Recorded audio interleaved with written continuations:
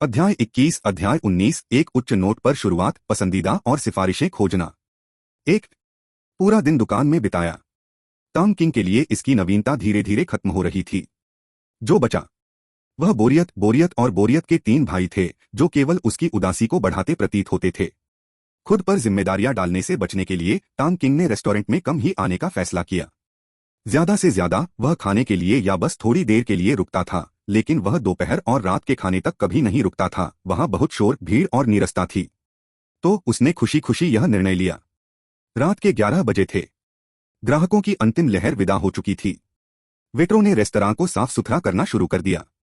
झांग जिंग आज के राजस्व का बारीकी से हिसाब लगा रहा था। हर बिल की एक रसीद थी, एक प्रति रिसेप्शन के लिए और एक रसोई के लिए, जिसे अलग अलग गिनना था। इस तरह सभी को शक से मुक्त रखा गया। झांग जिन को फ्रंट डेस्क की रसीदों की दोबारा जांच करने का काम सौंपा गया था। ली जियांगो के रिश्तेदार को रसोई की रसीदों की दोबारा जांच करने का काम सौंपा गया था। कर्तव्यों का सख्त विभाजन। अगर अंत में सब कुछ सही होता तो कोई समस्या नहीं होती। सभी रसीदें क्रमांकित होती और सत्यापन के दौरान उन्हें एक छोटी नोटबुक में लिख लिया जाता। किसी भी तरह की विसंगति का तुरंत पता लगाया जा सकता था। लगभग 10 मिनट बाद झांग जिंग ने अंततः आज के राजस्व की गणना कर ली थी। ली जियांगो पास ही घबराया हुआ खड़ा था। उसके लिए रसोई साफ न करना स्वाभाविक था। आखिरी व्यंजन पकाने के बाद उसने टांग किंग के साथ मुख्य हॉल में सूरजमुखी के बीज फोड़ते हुए समय बिताया था। वे बातें करते रहे और टीवी देखते रहे। जहां तक ली काई का सवाल है, बेचारा अभी भी अपने पिता की निगरानी में अपना होमवर्क कर रहा था। बीच बीच में अपना सिर उठाकर टांग किंग को नाराजगी भरी नजरों से देख रहा था। उसी पल उसे भी अचानक चोट लगने की अजीब सी इच्छा हुई। दुर्भाग्य से यह याद रखना कि इससे दुख होगा। उसने तुरंत ही ऐसे बुरे विचार मन में लाना बंद कर दिया। राजस्व आ गया है। हमने कुल 9,560 युआन कमाए हैं। झाओ पिंग से गणना की सटीकता की पुष्टि करने के बाद झांग जिंग उत्साह से राजस्व के आंकड़े लेकर आया। टांग किंग ने झांग जिंग के हाथ में पकड़ी हुई चादर की ओर नहीं देखा। उसे उस पर भरोसा था। इसके अलावा उसने 2 बार हिसाब लगाया था, जिससे दोबारा जांच करने की जरूरत कम हो गई। टांग किंग की कोई प्रतिक्रिया न देखकर ली जियांगो ने भी उस पर नजर डालना उचित नहीं समझा। हालांकि वह इस शुभ शुरुआत को लेकर उत्साहित था। पब फ्यूचर विज्ञापन। वह जागरूक था। इसका अधिकांश श्रेय मेज के दूसरी ओर बैठे युवक को जाता है। वह प्रतिभाशाली थे, यह निर्विवाद था। हालांकि पहले उस प्रतिभा का उपयोग केवल छोटे स्तर पर ही किया जा सकता था, बहुत कम आधार से शुरुआत करके, और अकेले काम करना थका देने वाला होता था। अगर वह अपनी मूल योजना के अनुसार खुद एक रेस्टोरेंट खोलते तो उन्हें रेस्टोरेंट के अंदर और बाहर सब कुछ खुद ही संभालना पड़ता। अब उनका प्रारंभिक बिंदु उच्च था। उनके पास एक बड़ा स्थल था। इससे उन्हें यह गहराई से समझ में आया कि एक मजबूत व्यापारिक साझेदार का होना कितना आवश्यक है। उन्हें समझ आ गया कि बड़े लोग साझेदारी में व्यापार क्यों करना पसंद करते हैं। हालांकि वे अकेले ही व्यापार चला सकते थे, फिर भी उन्होंने संसाधनों और जोखिमों को साझा करने के लिए ज्यादा लोगों को साथ लाने का विकल्प चुना। बिल्कुल, यह बात बड़े पैमाने के व्यवसायों पर अधिक लागू थी। छोटे पैमाने के व्यवसायों के लिए, जिनमें केवल कुछ ही व्यक्ति शामिल होते हैं, अकेले काम करना बेहतर विकल्प होगा। यह राजस्व। टांग किंग इससे काफी संतुष्ट था। मुख्य हॉल में विभिन्न आकारों की 30 मेजें थीं। रेस्टोरेंट के विशाल प्रवेश द्वार की बदौलत बाद में उन्होंने 6 और मेजें जोड़ दी। ऊपर 9 निजी कमरे थे, जिनमें से एक 20 वर्ग मीटर का एक बहुत बड़ा कमरा था। कुल 45 टेबलें। दोपहर का भोजन और रात का खाना। प्रति टेबल दोगुने से थोड़ा ज्यादा की औसत टर्नओवर दर और प्रमोशन के तहत दी जाने वाली 50% छूट को मिलाकर औसत ग्राहक का खर्च 100 युआन से थोड़ा ज्यादा था। खाने पर सिर्फ 60 या 70 युआन खर्च करने वालों की बात करें तो वे अल्पसंख्यक थे। इन गणनाओं के आधार पर यह आय उस समय के लिए कम नहीं थी। हालांकि आज शनिवार था। बाहर खाना खाने वाले लोगों की संख्या तो अधिक थी, लेकिन प्रदर्शन की असली परीक्षा अगले सप्ताह होगी। टांग किंग बहुत उत्साहित था। वह महीने के अंत में अपने निवेश पर मिलने वाले रिटर्न के बारे में जानने को उत्सुक था। चूंकि वे व्यवसाय का विस्तार करने की योजना नहीं बना रहे थे, इसलिए उन्होंने लाभांश को मासिक रूप से बांटने का फैसला किया और खरीद राशि का केवल एक हिस्सा ही खाते में रखा। जहां तक पैसे की बात है, रात भर रेस्टोरेंट में रखी गई एक छोटी सी रकम के अलावा वे इस बात पर सहमत हुए थे कि ली जियांगो बाकी रकम घर ले जाएगा। वह उसे अपने घर रखना चाहता है या बैंक में जमा करना चाहता है, यह ली जियांगो पर निर्भर था। फिर भी जब पैसा सौंपा गया तो हस्ताक्षरों का आदान प्रदान किया गया। संक्षेप में, अब सब कुछ पटरी पर लग रहा था। अंकल ली, मुझे लगता है अब मैं घर चला जाऊंगा। मैं अगले वीकेंड फिर आऊंगा। अगर कोई समस्या हो तो मुझे मैसेज कर देना, मैं जल्द से जल्द जवाब दूंगा। यह देखकर कि उनके पास करने के लिए कुछ नहीं है, तांग किंग घर लौटने की तैयारी करने लगा। वह अब तक सिर्फ अंतिम राजस्व आंकड़ों का इंतजार करने के लिए रुके हुए थे। पब फ्यूचर द्वारा विज्ञापन। पब फ्यूचर विज्ञापन। इससे पहले करीब सा उसने अपने चाचा को फोन करके बता दिया था कि उसे देर हो जाएगी। हालांकि उसे इतनी देर होने की उम्मीद नहीं थी। उसकी चाची ने उसे कई बार फोन करके घर आने के लिए कहा था। आखिरकार वह पहले कभी इतनी देर से घर नहीं लौटा था। उसके चाचा और चाची काफी चिंतित थे। ठीक है, मैं तुम्हें ले चलता हूँ। यह सुनकर ली जियांगुओ उसे विदा करने के लिए तैयार खड़ा हो गया। तांग किंग ने मना नहीं किया। इतनी देर रात ली जियांगुओ को अपने बीमार दोस्त को सुरक्षित कार में बिठाए बिना चैन नहीं आता। जिंग और झाओ, अच्छा काम करते रहो। महीने के अंत में जब तनख्वाह आएगी तो हालात के हिसाब से तुम्हें बोनस मिल सकता है। तांग किंग खड़ा हुआ और झांग जिंग की तरफ मुस्कुराया। वह जानता था कि जहां प्रोत्साहन देना जरूरी हो वहां प्रोत्साहन देना कितना जरूरी है, अन्यथा वह बॉस के रूप में अपनी भूमिका कैसे निभा पाता। ली जियांगुओ ने टैंग किंग को टैक्सी में देखा। टैक्सी में बैठे तांग किंग सोच में डूबा हुआ था। यह उसका अपना पहला व्यवसाय था। उसकी जिंदगी आखिरकार पटरी पर आ गई थी।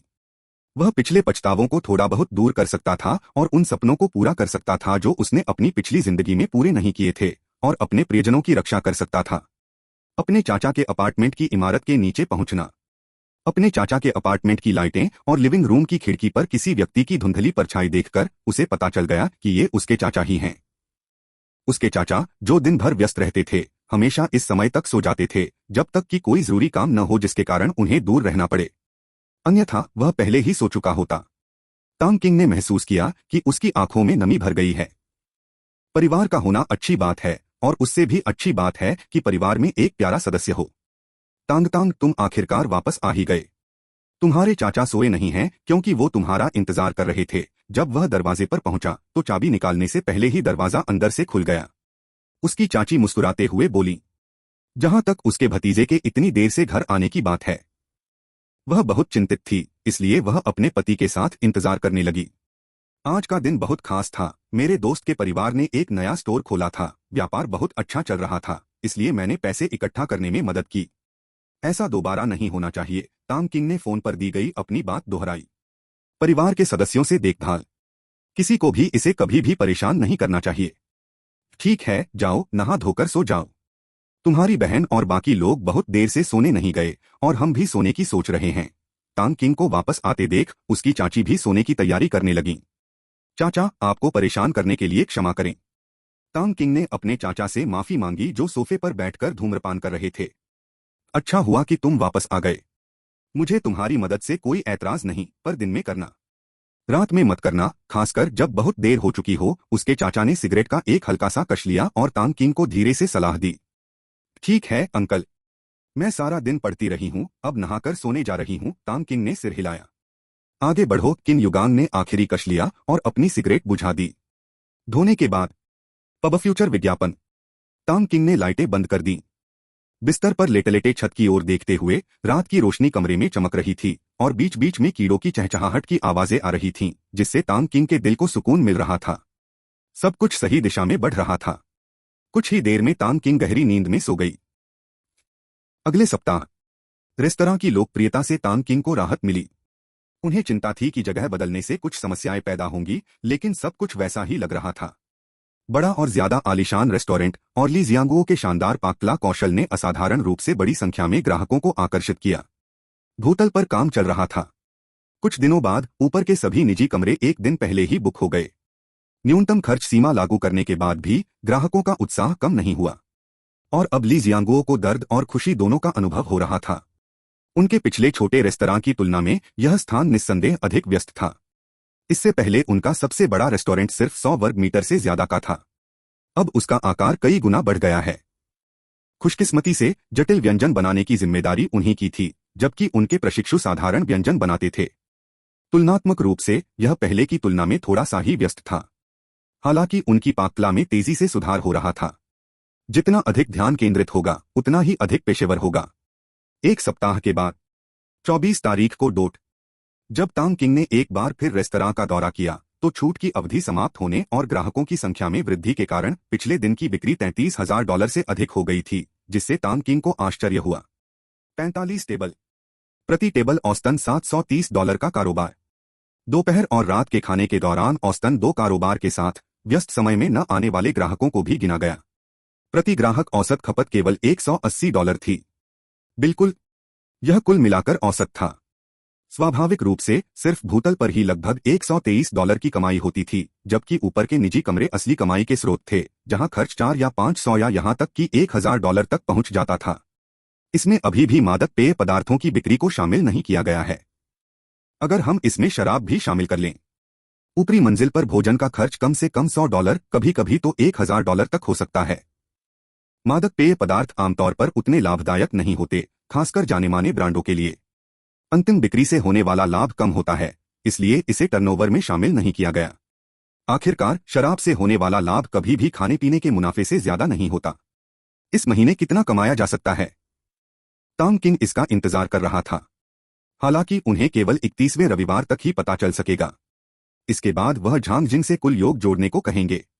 उस दिन तक उन्होंने मजदूरी वितरित करने, कुल राजस्व की गणना करने, महीने के आरंभ में आधे महीने की मजदूरी न रोकने की सामान्य प्रथा का पालन करने तथा अच्छे व्यवसाय को देखते हुए कुछ लाभ साझा करने की योजना बनाई। हर कोई पैसा कमाने के लिए कड़ी मेहनत करता है। रेस्तरां फल फूल रहा था और उन्हें लोगों के छोड़ने की चिंता नहीं थी। अध्याय 20 ऋण प्राप्त करने में कठिनाइयां, सिफारिशें मांगना और संग्रह। 1, अगले महीने दुकान मजदूरी रोकना शुरू कर देगी। इसका मुख्य कारण किसी को वेतन लेने और अगले दिन वापस न आने से रोकना है। एक कर्मचारी के नजरिए से ऐसी व्यवस्था घृणित है, लेकिन एक बॉस होने के नाते आपको ऐसे व्यवहार से सावधान रहना होगा। अपने पिछले जीवन में उसने बहुत सारे उदाहरण सुने थे। कर्मचारी पैसे लेकर अगले दिन गायब हो जाते थे। यहां तक कि कई बेतुकी कहानियां भी थीं कि लोग कंपनी की संपत्ति चुराकर सीधे भाग जाते थे, जिससे बॉस गुस्से से दांत पीसते रह जाते थे। क्या अचानक हमला करने के बजाय पहले से सूचित करना बेहतर नहीं होता? बिल्कुल, उन मालिकों को छोड़कर जो गलत पैसा लेते हैं और गलती जानते हुए भी हिसाब किताब चुकाने से इनकार कर देते हैं।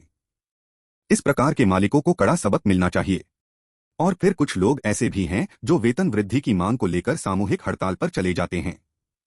क्या ये लोग यह नहीं सोचते कि भले ही उनके पास मुश्किलें हों, लेकिन इसका मतलब यह नहीं कि मालिक का पैसा आसानी से मिल जाता है।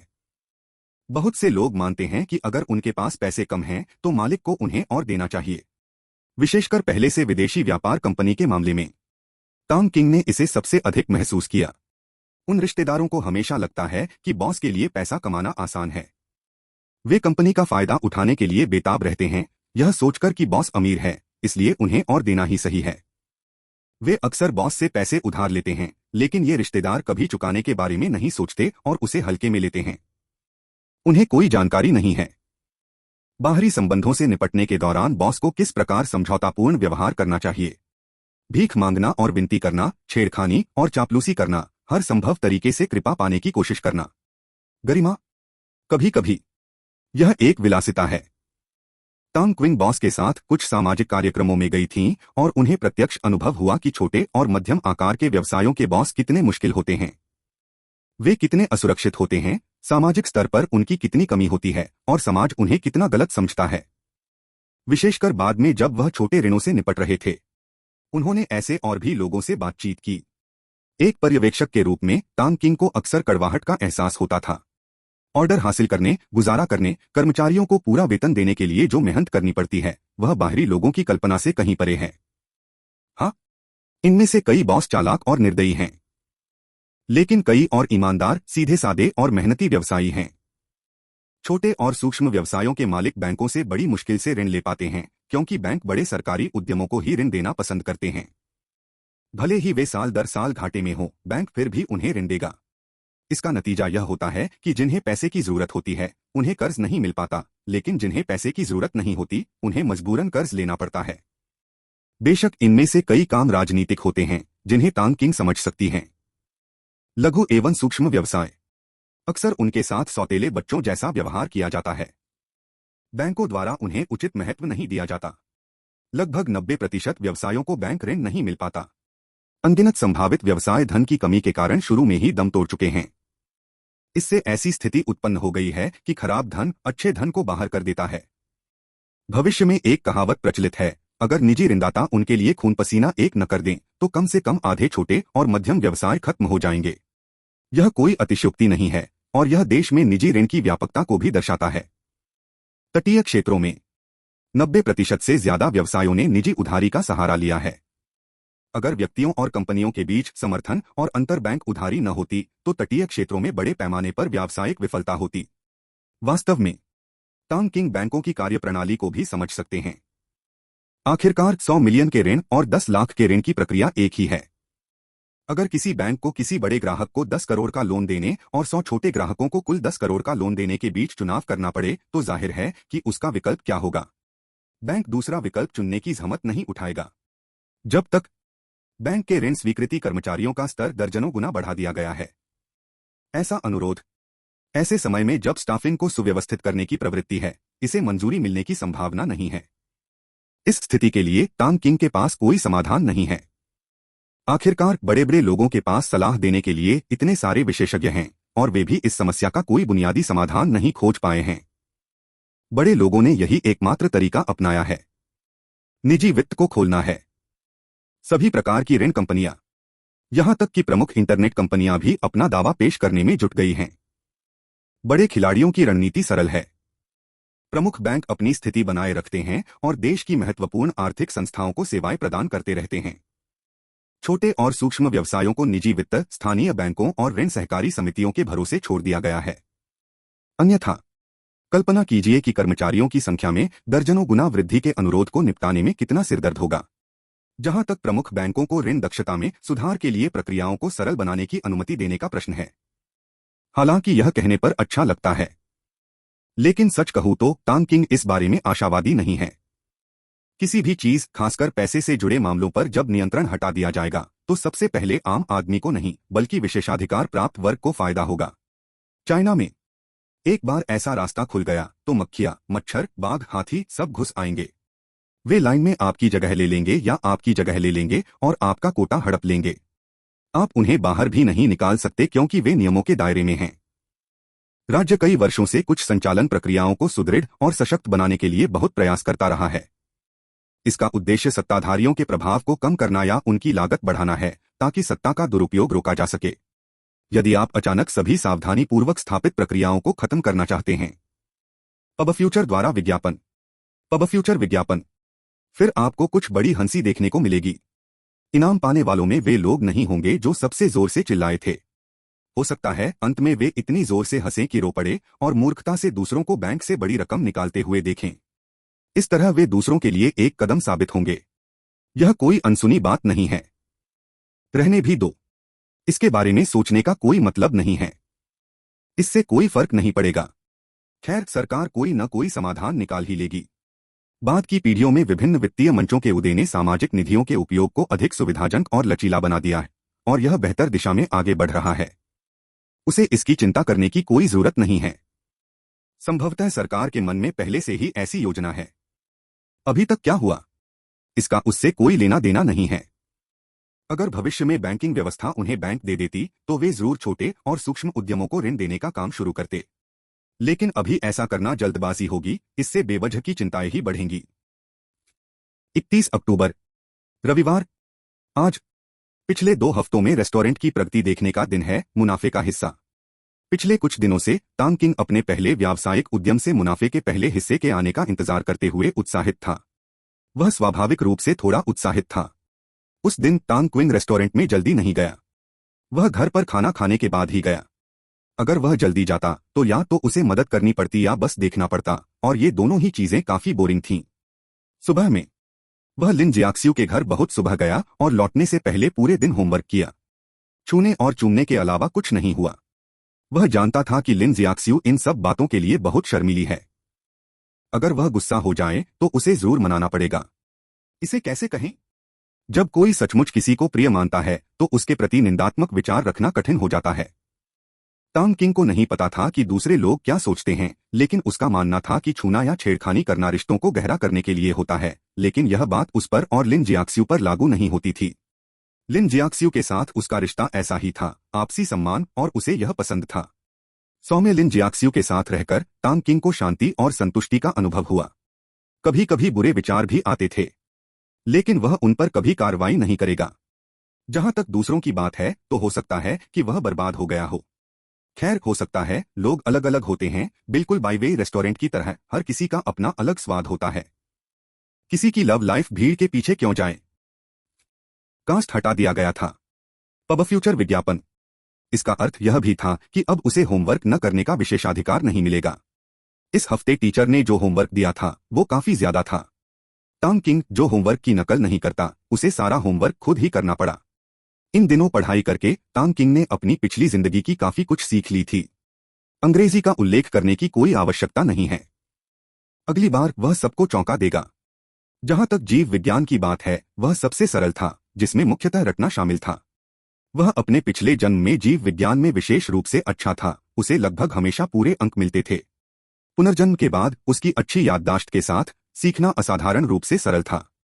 रसायन शास्त्र भी। यह रटकर याद करने के बारे में भी था। चुनौतीपूर्ण विषय थे चीनी, गणित और भौतिकी। चीनी भाषा को सबसे अधिक याद करने की आवश्यकता थी। प्राचीन कविताओं, पाठों की प्रशंसा और विश्लेषण की विशाल मात्रा उसे डरा रही थी, और उसने अभी तक सब कुछ याद नहीं किया था। रचना अपेक्षाकृत आसान थी। अपने दोनों जीवन में एक कॉपीराइटर और रणनीति योजनाकार होने के कारण अगर वह एक तर्कपूर्ण निबंध नहीं लिख सकता था तो बेहतर होगा कि उसे किसी कार से टक्कर मार दी जाए। कष्टदायक होमवर्क को दोहराने से बचने के लिए उन्होंने अगले महीने गहन अध्ययन के लिए स्वयं को समर्पित करने की योजना बनाई। दिसंबर में होने वाली मासिक परीक्षा की तैयारी के लिए उसका लक्ष्य पूरे स्कूल में अव्वल आना था, ताकि वह होमवर्क को बिना किसी हिचकिचाहट के छोड़ सके। जो बातें वह पहले से जानता था, उन्हें दोहराना उसके लिए समय की बर्बादी थी। जहां तक आत्मविश्वास की बात है, बेशक यह आसन्न सिस्टम अपग्रेड से आया है। अपने मस्तिष्क को विकसित करने के लिए सिस्टम अपग्रेड के बाद पुरस्कृत मूल क्यूई मूल्य के साथ आसमान छूती स्मृति और समझ की क्षमताएं कक्षा में शीर्ष पर रहना चुनौतीपूर्ण बना देंगी। वह केवल इतना ही कह सका कि वह अपना सर्वश्रेष्ठ प्रयास करेगा। रात के खाने के बाद टॉम किंग रेस्तरां की ओर दौड़ा। चूंकि यह सप्ताहांत था, बेशक व्यापार फल फूल रहा था, हर टेबल पर लोग बैठे थे। टॉम किंग को देखकर सभी वेटरों ने आदरपूर्वक उनका अभिवादन किया। टॉम किंग दिखावा नहीं कर सके और उन्होंने उनका थोड़ा उत्साहवर्धन किया। वह सीधे कैशियर के पास गया। झांग जिंग को व्यस्त देखकर टॉम किंग ने उसे परेशान नहीं किया। वह अपनी प्यास बुझाने के लिए मिनरल वाटर की एक बोतल लेने सीधे रेफ्रिजरेटर के पास गया। शायद फ्रिज का दरवाजा बंद होने की आवाज ने झांग जिंग को सचेत किया होगा, जिसने तुरंत अपनी नजर उसकी तरफ घुमा ली। खैर, फ्रिज रेस्टोरेंट की संपत्ति थी, हर कोई बिना पूछे उसमें रखी चीजें तो नहीं ले सकता था। बॉस, आप आ गए। आपका हाथ आखिरकार ठीक हो गया। टांग क्विन को देखकर झांग जिंग खुशी से चिल्लाया। तुम अपना काम जारी रखो, मेरे लिए नाश्ते के लिए कुछ खरबूजे के बीज लाओ, टांग किंग ने मुस्कुराते हुए जवाब दिया। ठीक है। ऊपर की मंजिल पर रखे डिब्बों में व्यंजनों से पहले तरबूज के बीज जैसे नाश्ते परोसे गए। भूतल वाले हॉल में ये सब नहीं था। एक छोटे मालिक के प्रतिनिधि होने के नाते स्वाभाविक रूप से उन्हें कुछ विशेषाधिकार प्राप्त थे। कैशियर के काउंटर पर तरबूज के बीज और मूंगफली जैसे स्नैक्स उपलब्ध थे, और दोनों मुफ्त में पेय पदार्थ पी सकते थे, लेकिन बहुत ज्यादा नहीं। कुल मूल्य प्रतिदिन 20 से अधिक नहीं हो सकता तथा प्रति माह 600 से अधिक नहीं हो सकता। कभी कभी जब ली जियांगो सब्जियां खरीदता तो कुछ फल थोक में बेच देता।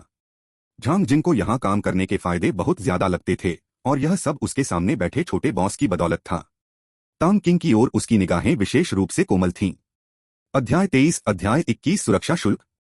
कृपया एकत्र करें और अनुशंसा करें। एक। टांग किंग चुपचाप ग्राहकों को आते हुए देख रहा था। हॉल में टोस्ट का प्रस्ताव करना, पासा खेलना, एक दूसरे को भाई बहन कहना, प्रेमी जोड़ों का अपने प्यार का इजहार करना और शोर मचाते बिगड़ैल बच्चों का इधर उधर दौड़ना। वह खुशी से मुस्कुराया, क्योंकि ये सब धन का प्रतिनिधित्व करते थे। जिन, क्या इन दिनों कुछ हुआ है? आर्थिक पहलू के अलावा टांग किंग ने सहजता से पूछा। झांग जिंग ने शायद ही कभी उसे सामान्य रूप से बुलाया हो। वह केवल साप्ताहिक रिपोर्ट कॉल ही करती थी। इसलिए सवाल यह है। दरअसल कुछ तो हुआ था। कुछ दिन पहले जब दोपहर में हमारे पास ज्यादा ग्राहक नहीं थे तो 3 लड़के आए और प्रोटेक्शन मनी मांगने लगे। उन्होंने धमकी दी कि अगर पैसे नहीं दिए गए तो वे प्रवेश द्वार पर हंगामा खड़ा कर देंगे। वे काफी उग्र लग रहे थे। उन्होंने कहा, यह सोचकर कि मुसीबत से बचने के लिए कुछ पैसे खर्च करना बेहतर होगा, बॉस ली ने उन्हें 3000 युआन दे दिए। उन गुंडों ने कहा कि वे हर महीने वसूली करने आएंगे। बॉस ली आपसे इस बारे में व्यक्तिगत रूप से बात करना चाहते थे, इसलिए मैंने अब तक इसका जिक्र नहीं किया। झांग जिंग कुछ चिंतित था। उसे डर था कि तांग किंग उसे अयोग्य समझेगा क्योंकि उसने उसे इतने महत्वपूर्ण मामले के बारे में नहीं बताया जिससे वह असहज महसूस कर रही थी। गुंडे, संरक्षण, धन, तांग किंग ने धीमी आवाज में कहा। अपने ही रेस्टोरेंट में ऐसी स्थिति का होना उसकी उम्मीद से परे था। उसने अपने पिछले जीवन में कभी ऐसा नहीं देखा था। आखिरकार सरकार ऐसे विनाशकारी आर्थिक व्यवहारों के खिलाफ सख्त कार्रवाई कर रही थी। अपने बाद के वर्षों में सरकार की कड़ी कार्रवाई के तहत आमतौर पर बड़े पैमाने पर जबरन वसूली की कोई संभावना नहीं थी। इसके अलावा राष्ट्रीय अर्थव्यवस्था के तेजी से विकास के साथ पैसा कमाने के इतने सारे तरीके थे, इन निंदनीय कार्यों की कोई आवश्यकता नहीं थी जो आसानी से सार्वजनिक आक्रोश को भड़का सकते थे और अंतः दमन का लक्ष्य बन सकते थे। हर बार वह किसी के जबरन वसूली के आरोप में पकड़े जाने की खबर देखता था। तांग किंग उन्हें केवल मूर्ख कह सकता था। उनके पूर्ववर्ती परिवर्तन कर रहे थे। उनमें से कई ने स्थानीय स्तर पर कुछ उद्योगों पर एकाधिकार कर लिया था जो सुरक्षित और आरामदायक था। उपन्यासों में चित्रित तथाकथित गिरोह और संप्रदाय न तो अस्तित्व में रह सकते थे और न ही घरेलू स्तर पर उनके अस्तित्व के लिए कोई जगह थी। अधिक से अधिक वहां ग्रे मैटर समूह होंगे। जब दूसरे लोग ऐसी चीजें छोड़ देते हैं जिन्हें वे छूना या उठाने की हिम्मत नहीं करते तो आप मूर्खता से उन्हें उठा लेते हैं। इसका क्या अच्छा नतीजा हो सकता है। यह कहते हुए तांग किंग हांगकांग और ताइवान की गैंग फिल्मों के बारे में फिर से शिकायत करने से खुद को नहीं रोक पाईं। ऐसी चीजें देखकर मानसिक रूप से असंतुलित किशोरों के मन में किस तरह के विचार आते होंगे। स्कूलों में गिरोह बनाना, गिरोहों जैसा व्यवहार अपनाना, बड़ों की पूजा करना, पता नहीं कितने लोग इसकी वजह से भटक गए होंगे और स्कूलों में ऐसे लोगों द्वारा कई लोगों को परेशान किया गया होगा। पब फ्यूचर विज्ञापन वर्तमान मामले पर बात कर रहे हैं, लेकिन अब 2004 आ गया है। वह इस बात की गारंटी नहीं दे सकते थे कि ऐसा कोई संगठन नहीं है। इसके अलावा उन्हें यह भी पता नहीं था कि यह स्थानीय लोग हैं या फिर कुछ आवारा लोगों का समूह है जो इस तरह की हरकतें कर रहा है। क्या अन्य दुकानों ने भुगतान किया? तांग किंग ने पूछा। ऐसा नहीं लगता। अंकल ली ने कुछ अन्य दुकानों में भी पूछा था, लेकिन वहां भी नहीं मिला, झांग जिंग ने ईमानदारी से उत्तर दिया। यह सुनकर तांग किंग को तुरंत समझ आ गया कि ये लोग भटकने वाले लोग थे। वे जगह जगह घूमकर अपराध करते हैं, बड़े बड़े रेस्टोरेंट वालों को पैसे देकर मामला रफादफा करने की धमकी देते हैं। जरा सोचिए, अगर वे संगठित और व्यवस्थित तरीके से सुरक्षा राशि वसूल रहे होते तो पुलिस कब की उन्हें कुचल चुकी होती। वे इतने घमंडी न होते। यह सोचकर तांग किंग ने कुछ नहीं कहा। वह ली जियांगो से बाद में बात करेगा। उसने ली जियांगो को यह न बताने के लिए दोषी नहीं ठहराया क्योंकि व्यवसायी होने के नाते मुसीबत को बुलावा देने से बचना ही बेहतर होता है। हालांकि वह जानता था कि उसके चाचा एक पुलिस अधिकारी डिप्टी स्टेशन प्रमुख थे, लेकिन वह साउथ सिटी है। यह उसके अधिकार क्षेत्र में नहीं है। ली जियांगो शायद अपने चाचा को परेशान नहीं करना चाहता था, या शायद उसकी हिम्मत नहीं हुई कि वह अपने चाचा की मर्जी के बिना उनके नाम का इस्तेमाल करके उन गुंडों को धमकाए। तांग किंग की प्रारंभिक प्रतिक्रिया इन समस्याओं को हल करने के लिए अपने चाचा का उपयोग करना था। हालांकि वहां एक समस्या थी। यह स्थान उनके चाचा के अधिकार क्षेत्र में नहीं था। इसके अलावा यहाँ के थानेदार को अपने चाचा से रंजिश थी। अगर यह रंजिश चाचा के जरिए भी निकाली जाती तो मामला उलझ सकता था और आगे चलकर बहुत बड़ी मुसीबत खड़ी कर सकता था। इसलिए वह अपने चाचा को परेशान नहीं करना चाहता था। बस कि अगर ली जियांगो ये बात निगल सकता है तो वो इसे कैसे निगल पाएगा। अगर पहली बार हुआ है तो दूसरी बार भी होगा, तीसरी बार भी होगा। मेरा पैसा, क्या इसे जेब में रखना आसान नहीं है? तांग किंग ने अपनी मुट्ठी भींच ली। फिर तांग किंग ने झांग जिंग को दिलासा दिया, उसे ज्यादा न सोचने के लिए कहा और सही काम करने के लिए उसकी प्रशंसा की क्योंकि यह कोई गंभीर मुद्दा नहीं था और इससे उसके मूल हितों पर कोई असर नहीं पड़ा था और उसने उसे दोष नहीं दिया। और कुछ? तांग किंग ने फिर पूछा। एक और बात, कुछ दिन पहले कुछ विभागों से कुछ अधिकारी आए थे और अंकल ली ने उनसे निपटने में कुल 6000 युआन खर्च किए। झांग जिंग ने सच कहा। यह सुनकर कि तांग किंग ने उसे दोष नहीं दिया, उसने राहत की सांस ली। यह सुनकर तांग किंग असहाय महसूस करने लगा। आखिरकार वे कानून प्रवर्तन विभाग थे। पब फ्यूचर द्वारा विज्ञापन। पब फ्यूचर विज्ञापन। वह एक साधारण नागरिक था और गलत भी। रेस्तरां के बाहर टेबल लगाने से एक तो सड़क पर अतिक्रमण होता था, दूसरे ग्राहक बहुत अच्छे व्यवहार वाले नहीं थे और लापरवाही से जगह जगह गंदगी फैलाते थे। खानपान उद्योग में यदि आप स्वच्छता संबंधी आवश्यकताओं को पूरी तरह से पूरा करना चाहते हैं, एक शब्द कठोर। जब तक वे चाहें, गलतियां निकालने की गुंजाइश हमेशा बनी रहती है, जिससे आपके पास आपत्ति करने की कोई गुंजाइश नहीं बचती। सभी ग्राहकों के चले जाने के बाद दूसरी मंजिल, बड़े बॉक्स रूम में झांग जिंग और एक अन्य व्यक्ति घबराहट में हिसाब किताब गिन रहे थे। जबकि तांग किंग और अन्य लोग चाय पी रहे थे। सफाई खत्म करने के बाद कर्मचारी वापस नहीं गए। वे हॉल में टीवी देख रहे थे और आधे महीने के वेतन और बोनस का इंतजार कर रहे थे। शयनगृह ऊपर था, बहुत पास में, और उन्हें लौटने की कोई जल्दी नहीं थी, क्योंकि कुल खाता गणना प्रतिदिन होगी और क्रॉस चेकिंग। आज का कार्यभार ज्यादा नहीं था। उन्हें बस आज का हिसाब किताब निपटाना था और पिछले हिसाब किताब जोड़ना था। कुछ समय बाद दोनों ने गणना की जांच की। बॉस, इस आधे महीने में पेय पदार्थों को छोड़कर हमारी कुल बिक्री 4,12,000 है। कर्मचारी वेतन, सामग्री लागत और देय खातों को घटाने के बाद लाभ 88,500 RMB है, झांग जिन ने कापती आवाज में घोषणा की। इस आधे महीने में रेस्टोरेंट द्वारा की गई कमाई उसकी कई साल की तनख्वाहों के बराबर थी। हालांकि रेस्टोरेंट के आकार और लोगों की संख्या को देखते हुए यह कमाई ज्यादा नहीं थी और अगले महीने इससे भी ज्यादा कमाई हो सकती थी। जब उन्होंने इन बिक्री आंकड़ों के बारे में सुना, तांग किंग बहुत संतुष्ट था। यह अभी भी स्टोर के शुरुआती दौर में 50% की छूट को ध्यान में रखते हुए था।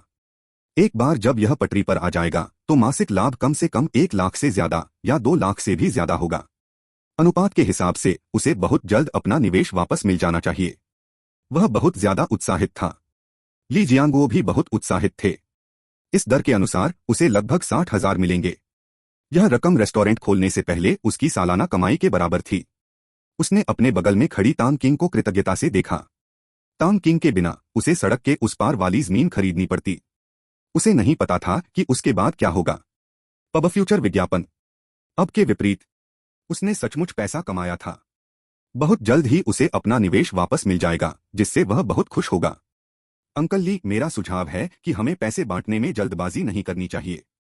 हमें रेस्टोरेंट को बेहतर चीजों से लैस करना चाहिए, जैसे कि हॉल के लिए स्टैंडअलोन एयर कंडीशन, ताकि वह गर्मियों में ठंडा और सर्दियों में गर्म रहे। हर बॉक्स में एक एयर कंडीशन भी लगा होना चाहिए। और हाँ, हर डॉर्मेट्री के लिए एक वॉशिंग मशीन ले आओ और रेस्टोरेंट के लिए एक मिनी वैन या पिकअप ट्रक ले आओ। अंकल ली, आपको गाड़ी चलानी आती है। अंकल ली क्या सोचते हैं? अभी के लिए पैसे रेस्टोरेंट में ही रखो। अगर अंकल ली थोड़ा पैसा निकालना चाहें तो हम अगले महीने के आखिर में बांट लेंगे। उत्साह के बाद तांग क्विन धीरे से बोली। तांग किंग वास्तव में पहले पैसे को विभाजित करने के बारे में सोच रहा था, लेकिन रेस्टोरेंट में घूमने के बाद उसे एक नया विचार सूझा। उसके पास पहले ज्यादा पैसे नहीं थे और वह जब भी हो सके बचत करने के बारे में सोच रहा था। सिर्फ सबसे बड़े डिब्बे में ही एयर कंडीशन था और बाकी डिब्बों में बस बड़े पंखे थे। वे बहुत उच्च श्रेणी के नहीं दिखते थे, इसलिए वह बड़े पैमाने पर उन्नयन करना चाहते थे। आखिरकार उसके पास पैसा खर्च करने के लिए ज्यादा जगहें नहीं थीं। जब वह लेवल 2 पर पहुंचेगा तो उसे 2 लाख युआन का इनाम मिलेगा, और हाँ, उसे इन हजारों युआन की भी कमी नहीं होगी। सर्दियों तक, जब यहाँ ठंड होगी, उत्तरी अमेरिका के विपरीत जहाँ हीटिंग सिस्टम है, एयर कंडीशन खरीदने से सभी को ज्यादा आराम मिलेगा। वाहन की बात करें तो बेशक सामान खरीदने के लिए ही तो जाना था। अंकल ली पहले किराने का सामान खरीदने के लिए तिफिया साइकिल चलाते थे, जो किसी बॉस के लिए आसान काम नहीं लगता था। इसलिए भविष्य को देखते हुए कार रखना सुविधाजनक होगा। मैं सहमत हूं। अब समय आ गया है कि कुछ नए हथियार लेकर आए। ली जियांगुओ ने सहमति जताई। पैसे के साथ उसकी मानसिकता बदल गई थी। भविष्य में वह एक अमीर आदमी होगा और छोटी तिफिया साइकिल चलाना उसके लिए पर्याप्त नहीं था। अगर कार सिर्फ डिलीवरी के लिए भी हो तो भी उसकी कुछ हैसियत तो होगी ही, है ना? तो फिर अंकल ली, क्या आप कुछ और खरीदना चाहते हैं? तांग किंग ने पूछा। नहीं, मैं आपको बस एक बात बताना चाहता था। कुछ गुंडे कुछ दिन पहले प्रोटेक्शन मनी लेने आए थे। मैं परेशानी पैदा नहीं करना चाहता था, इसलिए मैंने उन्हें दे दी। ली जियांगुओ ने आखिरकार इस मामले का खुलासा किया। उन्होंने अपने बेटे ली काई से कुछ भी नहीं छिपाया। बेटा बड़ा हो गया था। उसे समाज के अंधेरे पक्ष और पैसा कमाने की मजबूरी को भी समझना चाहिए। अंकल ली ने सही किया। मैं कोई रास्ता निकाल लूंगा। कुछ छोटे मोटे गुंडे बड़ी हलचल नहीं मचा सकते। अगली बार जब वे आए तो तुम उनकी तस्वीर लेने की कोशिश करना। मैं किसी को ढूंढूंगा जो उनकी जांच करे और उनकी पृष्ठभूमि की अच्छी तरह से जानकारी हासिल करे। तांग किंग ने तिरस्कार से कहा। तांग किंग का आत्मविश्वास भरा रूप देखकर ली जियांगुओ ने राहत की सांस ली। तांग किंग का मूल इरादा उन्हें और ज्यादा देकर जबरन वसूली करना और जेल भेजना था। भविष्य में कई लोगों ने ऐसा ही किया और इसी तरीके की वजह से कई लालची लोग अमीरों के हाथों में फंस गए। परिणाम पूर्वानुमानित थे। याद रखें, लालच से प्राप्त धन आसानी से प्राप्त नहीं होता, यह हाथ जला देता है। तो दोबारा सोचने पर कोई बात नहीं। आखिरकार यह रकम बहुत ज्यादा नहीं मानी जाती थी। अगर ज्यादा होती तो वे उसे लेने की हिम्मत नहीं करते और इसलिए उन्हें ज्यादा लंबी सजा नहीं दी जा सकती थी। आखिरकार जब वे बाहर आते तो शायद उसके लिए कोई समस्या न होती, लेकिन रेस्टोरेंट और ली जियांगो खतरे में पड़ सकते थे। उसके बारे में सोचते हुए बेहतर होगा कि वह इसे ऐसे हल करे जिससे वे डर जाए या भविष्य की समस्याओं को पूरी तरह से खत्म कर दे। सीधे तौर पर ऐसा करने में बहुत ज्यादा जोखिम था और कई संभावित समस्याएं भी थीं।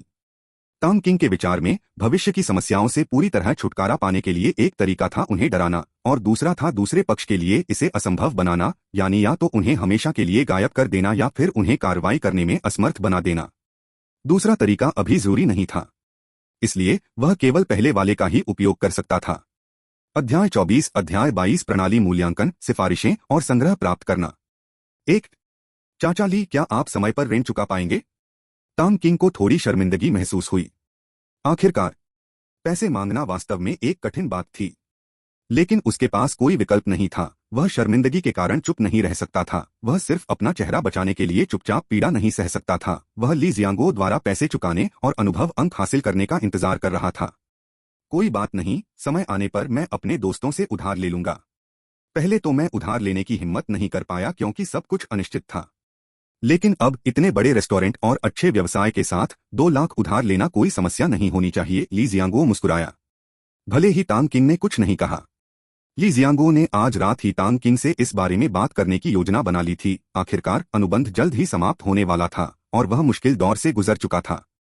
हालांकि उसकी जेब में पैसे नहीं थे, लेकिन उसके हाथ में सोने के अंडे देने वाली एक मुर्गी थी।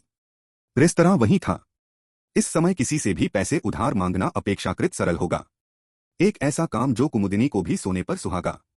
बहुत से लोग इसमें हिस्सा लेने को तैयार होंगे और शायद उसे बिना ब्याज के पैसे उधार भी देंगे ताकि वह आपका दिल जीत सके। लेकिन ली जियांगो इसका फायदा नहीं उठाएगा, वह ब्याज देगा। टांग किंग ने उससे स्पष्ट रूप से पैसे चुकाने के बारे में पूछा। ली जियांगो को बिल्कुल भी दुख नहीं हुआ। उसने वर्षों में व्यापारियों की चालाकी और अनुबंध की भावना को थोड़ा बहुत सीख लिया था। अगर उसने कोई अनुबंध किया है तो उसे पूरा करना ही होगा, वरना भविष्य में कौन उसके साथ सहयोग करने की हिम्मत करेगा। उसकी प्रतिष्ठा कुछ ही समय में धूमिल हो जाएगी। इससे लाभ की अपेक्षा हानि अधिक होगी। ली जियांगो, जिनकी कुछ महत्वाकांक्षाएं थीं और जो महान चीजें हासिल करना चाहते थे, वे खुद को ऐसा व्यक्ति नहीं बनने देंगे जो अनुबंध में सहमत चीजों पर अपने पैर खींचतान करे, खासकर तब जब टांग किंग ने कहा कि उसके पास इसके अन्य उपयोग भी हैं। इसका मतलब था कि टांग किंग ने उसे 2 लाख रुपए तुरंत उधार दिए होंगे या फिर उसे उधार देने के लिए भेजे होंगे। यह सोचकर ली जियांगो थोड़ा भावुक हो गया। यह तो तसल्ली की बात है। मुझे सचमुच इन पैसों की सख्त जरूरत है, वरना मुझे इतनी जल्दी मांगने की जरूरत ही नहीं पड़ती। उम्मीद है अंकल ली को यह अजीब नहीं लगेगा। टांग किंग ने भी राहत की सांस ली। हाँ, कोई बात नहीं। मैं ली जियांगो अपने वादे तोड़ने वाला इंसान नहीं हूं। चूंकि मैंने कॉन्ट्रैक्ट साइन कर लिया है, इसलिए मैं इसे नहीं तोड़ूंगा। मैंने कभी डिफॉल्ट करने के बारे में नहीं सोचा और मैं सोच रहा था कि ये पैसे कैसे चुकाऊंगा। मैंने अपने दोस्तों से संपर्क कर लिया है और कल तक मुझे पैसे इकट्ठा कर लेने चाहिए। ली जियांगो हंसा। समझने के लिए धन्यवाद। मेरे पास कोई विकल्प नहीं था। मैं इसे परसों दोपहर में लेने आऊंगा। शीघ्रता से स्तर ऊपर करने के लिए उसे ली जियांगो पर दबाव डालना पड़ा कि वह पैसे जल्दी चुका दे। जहां तक झांग डोंगकिंग की बात है, उसने उसे दोपहर में फोन किया और झांग डोंगकिंग ने कहा कि कोई समस्या नहीं है, वह परसों व्यक्तिगत रूप से पैसे चुका सकता है। झांग डोंगकिंग ने मूल रूप से उसे पिछले सिचुआन रेस्तरां में भोजन कराने की योजना बनाई थी, लेकिन टांग किंग ने उसे यहां आमंत्रित किया ताकि दोनों ऋण एक ही समय में चुकाए जा सकें। बिल्कुल, इस पूरी प्रक्रिया में झांग जिंग और अन्य लोग शामिल थे। वित्त प्रबंधक होने के नाते स्वाभाविक रूप से उन्हें दोनों के बीच हुए अनुबंध के बारे में पता था। ली काई भी सोच रहा था कि कैसे कुछ ही दिनों में इस स्थानीय तानाशाह टांग किंग से सबसे अच्छा फायदा उठाया जाए। वह सोच रहा था कि खाने में क्या ऑर्डर करे। ली काई को निर्णय लेने में कठिनाई हो रही थी। ठीक है अंकल ली, देर हो रही है, मैं पहले चलता हूं। रही बात वेतन और बोनस की, तो उन्हें योजना के अनुसार जारी कर दीजिए। मेरे अंकल मेरा इंतजार कर रहे होंगे, शायद अभी सोए नहीं होंगे। अगली बार जब वे उपद्रवी आए तो तस्वीरें लेना मत भूलना। टांग किंग उठकर जाने की तैयारी करने लगा। देर हो रही थी और उसे अपने चाचा की चिंता शुरू होने से पहले घर जाना था। मैं समझता हूं, मैं तुम्हें परसों दोपहर को पैसे दे दूंगा। ली जियांगो जवाब देने के लिए खड़ा हुआ। कोई बात नहीं, वैसे अंकल ली, मैंने परसों एक दोस्त को लंच पर बुलाया है, कृपया मेरे लिए एक डिब्बा रख दीजिए। हमें सबसे बड़े डिब्बे की जरूरत नहीं है, एक सामान्य डिब्बा ही चलेगा, तांग किंग ने आगे कहा। तो फिर इसे किंगफेंग बॉक्स में रख देते हैं। झांग जिंग, किंगफेंग बॉक्स को परसों दोपहर के लिए सुरक्षित रखना याद रखना, ली जियांगुओ ने झांग जिंग को निर्देश दिया। रेस्टोरेंट के बक्सों के नामों में कमरा या मंडप जैसा कोई उपसर्ग नहीं था। ये सभी 2 अक्षरों वाले शब्द थे, जैसे किंगफेंग, शियाओ कियाओ, धारा, फ्यून, सूर्योदय और चंद्रमा। इन सभी के नाम तांग क्विंग ने रखे थे। जहां तक सबसे बड़े बॉक्स की बात है, तांग क्विंग ने इसका नाम रखा कंगहाई। कैंगहाई एक वाक्यांश है जो दुनिया के अप्रत्याशित परिवर्तनों और उतार चढ़ावों को संदर्भित करता है। यद्यपि यह वाक्यांश पूरी तरह से उपयुक्त नहीं था, फिर भी तांग किंग को इस वाक्यांश में विशेष आकर्षण प्रतीत हुआ और उसे यह बहुत पसंद आया। ठीक है, झांग जिंग ने तुरंत सहमति दे दी। घर लौटने के बाद आशा के अनुसार उनके चाचा अभी भी जाग रहे थे और सोफे पर बैठकर पुनः प्रसारित समाचार देख रहे थे। उनकी चाची पहले ही सो चुकी थीं क्योंकि उन्हें अगले दिन काम पर जाना था। जहां तक उनके चाचा की बात है, उनकी वर्षों की आदत से बनी जैविक घड़ी का मतलब था कि चाहे वे कितनी भी देर से सोए, वे जल्दी उठ जाते और पूरे दिन ऊर्जावान रहते। आखिरकार वे 30 के दशक के शुरुआती दौर में थे और अभी भी अपने यौवन पर थे। तांग किंग को सुरक्षित घर देखकर किंग युगान को राहत मिली। उसकी बहन ने अपना इकलौता बच्चा उसे सौंप दिया था और उसे किसी भी हालत में लड़के को कोई नुकसान नहीं पहुंचने देना चाहिए। इस दौरान तांग किंग काफी बदल गया था, मानो वो अचानक बड़ा हो गया हो। वो खाना बना सकता था, कमरे की सफाई और कपड़े धोने का काम खुद करता था और उसका बोलने और काम करने का तरीका पहले से कहीं ज्यादा परिपक्व हो गया था। लेकिन किंग युगांग ने इसके बारे में ज्यादा नहीं सोचा। यह अच्छी बात थी कि उनका भतीजा बड़ा हो रहा था और परिपक्व हो रहा था। अगले दिन सोमवार उसे फिर से स्कूल जाना पड़ा। सुबह सुबह तांग किंग उठे और जांच की कि सिस्टम में कोई बदलाव तो नहीं हुआ है। उन्होंने पाया कि परीक्षा का दिन कोई बड़ी बात नहीं थी, यह तो सिस्टम इंटरफेस में एक बदलाव था जिसमें सभी पारदर्शी नीले और सफेद अक्षरों को लाल रंग में बदल दिया गया था, जिससे यह एक अत्यावश्यक एहसास दे रहा था। पब फ्यूचर द्वारा विज्ञापन। पब फ्यूचर विज्ञापन इसके अलावा और कुछ खास अलग नहीं था। सिस्टम टास्क आज रात आधी रात को मूल्यांकन के बाद ही रिफ्रेश होंगे। तांग किंग ने एक बार फिर अपनी जानकारी पर गौर किया। होस्ट का नाम तांग किंग। स्तर 1। अनुभव 30/100। इस महीने का ऋण कोटा 50/5 लाख। इस महीने का व्यक्तिगत कोटा 30/1 लाख। निकासी योग्य संपत्तियां 0। आत्मा 51+15। शारीरिक स्वास्थ्य 49+15। मूल क्यूई मान 15। जानकारी अपेक्षाकृत अपरिवर्तित बनी हुई है। हालांकि यह प्रणाली निकासी योग्य संपत्तियों को नीचे की ओर पूर्णांकित करने के मामले में बेहद आडंबरपूर्ण प्रतीत होती है। कोई भी राशि जो 10,000 तक नहीं पहुंचती, उसे पूरी तरह से नीचे की ओर पूर्णांकित कर दिया जाता है। उदाहरण के लिए 19,999 का आंकड़ा केवल 10,000 के रूप में दर्शाया जाता है। ऐसा लगता है जैसे हजारों की संख्या में संख्या प्रदर्शित करना कोई शर्मनाक कार्य है। लेकिन तांग किंग समझ सकता है।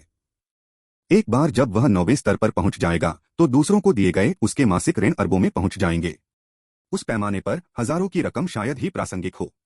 और इस सेटिंग के कारण उसका व्यक्तिगत विवरण 0 दिखाया गया है, जिससे तांग किंग निराश हो जाता है क्योंकि यह उसकी गरीबी का खुला मजाक उड़ाता है। लेकिन वह अपनी निराशा किसी निर्जीव वस्तु पर नहीं निकाल सकता। शाम करीब 12 बजे अपने बिस्तर पर लेटे हुए तांग किंग बार बार अपनी निजी जानकारी देख रहा है। सिस्टम में समय निर्धारण की सुविधा नहीं है और उसकी अलार्म घड़ी मानक समय पर सेट नहीं है। हो सकता है कि वह कुछ मिनटों से पीछे हो। इसलिए तांग किंग मानसिक रूप से अपनी व्यक्तिगत जानकारी की जांच करता रहता है। अचानक सिस्टम की आवाज गूंजती है और वह तुरंत उठकर बैठ जाता है। अक्टूबर परीक्षा परिणाम उत्तीर्ण। और फिर बस इतना ही, आगे कोई विवरण नहीं। क्या यह थोड़ा ज्यादा अनौपचारिक नहीं है? इस महीने उनके प्रदर्शन का कोई विस्तृत मूल्यांकन नहीं। इस मनमाने सिस्टम को देखने के बाद तांग किंग के पास कहने के लिए शब्द नहीं हैं। ऐसा लगता है कि पास होने पर भी कोई इनाम नहीं मिलता। पब फ्यूचर विज्ञापन। तांग किंग एक बार फिर मानसिक रूप से सिस्टम की जानकारी की जांच करता है। पलक झपकते ही उनकी व्यक्तिगत जानकारी को इस प्रकार ताजा किया जाता है।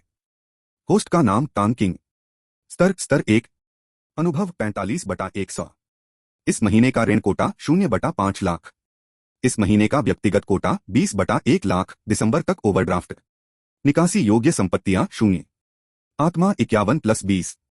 शारीरिक फिटनेस 49+20। मूल क्यूई मान 20। उसकी पिछली जानकारी की तुलना में ऐसा लगता है कि उसने 100,000 की संपत्ति जमा करने का अपना निजी काम पूरा कर लिया है, जिससे उसे 5 अतिरिक्त ओरिजिन क्यूई पॉइंट और 10 अनुभव पॉइंट मिले हैं। ऐसा लगता है कि उसने जो पैसा निवेश किया है, हालांकि वह सिस्टम का है और उसकी अपनी संपत्ति में नहीं गिना जाता, लेकिन उसकी संपत्ति के कुल मूल्य को बढ़ाने में मदद करता है। इसके अलावा चूंकि पिछले महीने उन्होंने अपना कोटा पूरा कर लिया था, इसलिए इस महीने का व्यक्तिगत ऋण कोटा पूरा हो गया है, जिससे उन्हें 5 अतिरिक्त अनुभव अंक प्राप्त हुए हैं। अभी उसके पास 45 अनुभव अंक हैं। कल तक जब दोनों अपना कर्ज चुका देंगे तो वह 50 और अनुभव अंक अर्जित कर लेगा, जिससे उसके कुल अनुभव अंक 95 हो जाएंगे। उसे स्तर बढ़ाने के लिए बस 5 और अंकों की जरूरत होगी। टांग किंग उत्सुकता से स्तर बढ़ाने से मिलने वाले पुरस्कारों का इंतजार कर रहा है। इसके बाद टांग किंग ने अपना कार्य इंटरफेस खोला। इस महीने के सिस्टमनुशंसित क्लाइंट लोन कार्य को पूरा करें। विशिष्ट विवरण कार्य विवरण में पाया जा सकता है। पुरस्कार अनुभव +5 पूर्णता 0:1। 2 इस महीने कम से कम 1 लाख का एक गैर सिस्टमनुशंसित क्लाइंट लोन पूरा करें। इनाम अनुभव +5 पूर्णता 0:1। 3 इस महीने का पूरा लोन कोटा पूरा करें। इनाम अनुभव +5 पूरा होने पर 0.50। 4 इस महीने का पूरा पर्सनल लोन कोटा पूरा करें। इनाम अनुभव +5 पूरा होने पर 10-10 पूरा हुआ। 5 उपलब्धि कार्य 1 सिस्टम ऋणों में कुल 1 मिलियन तक पहुंचे। पुरस्कार मूल ऊर्जा अंक +5 अनुभव +10 पूर्णता 50/1 मिलियन। 6 उपलब्धि कार्य 2 सिस्टम ऋणों से कुल 1 मिलियन मूलधन की वसूली करें। पुरस्कार मूल ऊर्जा अंक +5 अनुभव +10 पूर्णता 0/1 मिलियन। 7 उपलब्धि कार्य 3 सिस्टम पर्सनल लोन में कुल 5 लाख तक पहुंचे। पुरस्कार मूल ऊर्जा अंक +5 अनुभव +20 पूर्णता 30/500,000। 8 उपलब्धि कार्य 4 5 लाख व्यक्तिगत संपत्ति सिस्टम ऋण और पुरस्कार को छोड़कर तक पहुंचे। पुरस्कार मूल ऊर्जा अंक +5 अनुभव +20। अधिकांश कार्य अपरिवर्तित रहते हैं। केवल इस महीने के व्यक्तिगत ऋण के बारे में कार्य ही धूसर हो गया है। उपलब्धि कार्य 3 और 4 पहले ही पूरे हो चुके हैं और उन्हें ठीक 5 लाख के नए लक्ष्य के साथ ताज़ा किया गया है। उनका मानना है कि वह जल्द ही इस लक्ष्य तक पहुंच जाएंगे। वह अभी भी 5 लाख की कुल व्यक्तिगत ऋण राशि का उपलब्धि कार्य पूरा कर सकता है। उसे बस थोड़ा ज्यादा पैसा निकालना होगा, लेकिन जितना हो सके कम बर्बाद करने के अपने सिद्धांत पर अडिग रहते हुए टांग किंग अभी ज्यादा पैसा निकालने का इरादा नहीं रखता। वह इंतजार करने और जरूरत पड़ने पर ही इसका इस्तेमाल करने का फैसला करता है। मूल्यांकन पूरा हो गया। कार्य ताज़ा किए गए। टांग किंग को नींद आने लगती है। वह शीघ्र ही स्वप्नलोक में चला जाता है। अध्याय 25 अध्याय 23 पुनर्भुगतान और अनुरोध सिफारिशें और संग्रह के लिए पूछना। 2 नवंबर दोपहर बाईवे रेस्तरां किंगफिंग बॉक्स के अंदर। बॉक्स में 3 लोग बैठे थे, टांग किंग, झांग डोंगकिंग और झेंग शियू, जिनसे वे पिछली बार मिले थे। तीनों एक दूसरे के बगल में नहीं बैठे। झांग डोंगकिंग और झेंग शियू आगे की सीटों पर बैठे थे और टांग किंग उनके सामने दरवाजे पर बैठी थी। आखिरकार डिनर का विषय पैसे वापस करना था, इसलिए उन्हें बातचीत करते हुए दिखना जरूरी था। टांग किंग ने ध्यान दिया। झांग डोंगकिंग की भौहों से कुछ उदासी गायब हो गई थी। जाहिर है हाल ही में उनका कारोबार अच्छा चल रहा है। झेंग शियू अभी भी साधारण कपड़ों में था। झेंग शियू ने पिछले सप्ताहांत पार्टी स्कूल से स्नातक की उपाधि प्राप्त की। जहां तक उसके नए पद की बात है, विश्वसनीय समाचारों के अनुसार उसे अपने गृहनगर किंगशुई काउंटी में सार्वजनिक सुरक्षा निदेशक के रूप में नियुक्त किए जाने की संभावना थी। पूर्ण अनुभाग स्तर की स्थिति। अपने चाचा से एक स्तर ऊपर। अपने पिछले जीवन में वह अपने गृहनगर काउंटी शहर के अधिकारियों के नाम जानता था, लेकिन निचले स्तर के नेताओं के बारे में उसकी कोई धारणा नहीं थी। हालांकि झेंग शियू की पदोन्नति की गति उसके चाचा से कहीं ज्यादा तेज थी। या तो वह बहुत काबिल था या उसके पिता बहुत सहयोगी थे, अन्यथा यह उनकी पत्नी के समर्थन के कारण था। सर्वप्रथम जब उसने सुना कि दूसरे पक्ष को उसके गृहनगर काउंटी में स्थानांतरित कर दिया गया है, तो टांग किंग घबरा गया, लेकिन बस एक पल में ही वह शांत हो गया। पहली बात तो यह कि उसने कोई अपराध नहीं किया था। दूसरी बात, वे दोस्त थे। तीसरी बात, उसने झांग डोंगकिंग की मदद की थी। तर्क और भावना दोनों ही दृष्टि से वे उसे कोई नुकसान नहीं पहुंचा सकते थे। इसमें डरने की कोई बात नहीं है। पब फ्यूचर विज्ञापन। झांग डोंगकिंग ने बियर की एक बोतल खोली। उसने झेंग शियू और अपने लिए एक कप में बियर डाली और कहा, आज दोपहर को तुम्हारी क्लास है, इसलिए शराब मत पीना, बस एक पेय पदार्थ लो। हमें भी आज दोपहर को कुछ काम है, इसलिए हम बस थोड़ी बियर पी लेंगे। ठीक है, वैसे भी मैंने कभी पीने की योजना नहीं बनाई थी। टांग किंग ने अपने हाथ में खट्टे बेर का सूप हिलाया और मुस्कुराया। खट्टे बेर का सूप ली जियांगो ने खुद बनाया था। यह खट्टा मीठा और बेहद स्वादिष्ट था। यह दुकान का एक खास पेय बन गया था। 30 युआन प्रति बर्तन के हिसाब से बेचा जाता था, जो बर्तन के आकार को देखते हुए काफी महंगा था। उन्होंने तुरंत खाना शुरू नहीं किया। बेशक उन्हें भोजन से पहले अपना काम भी निपटाना था।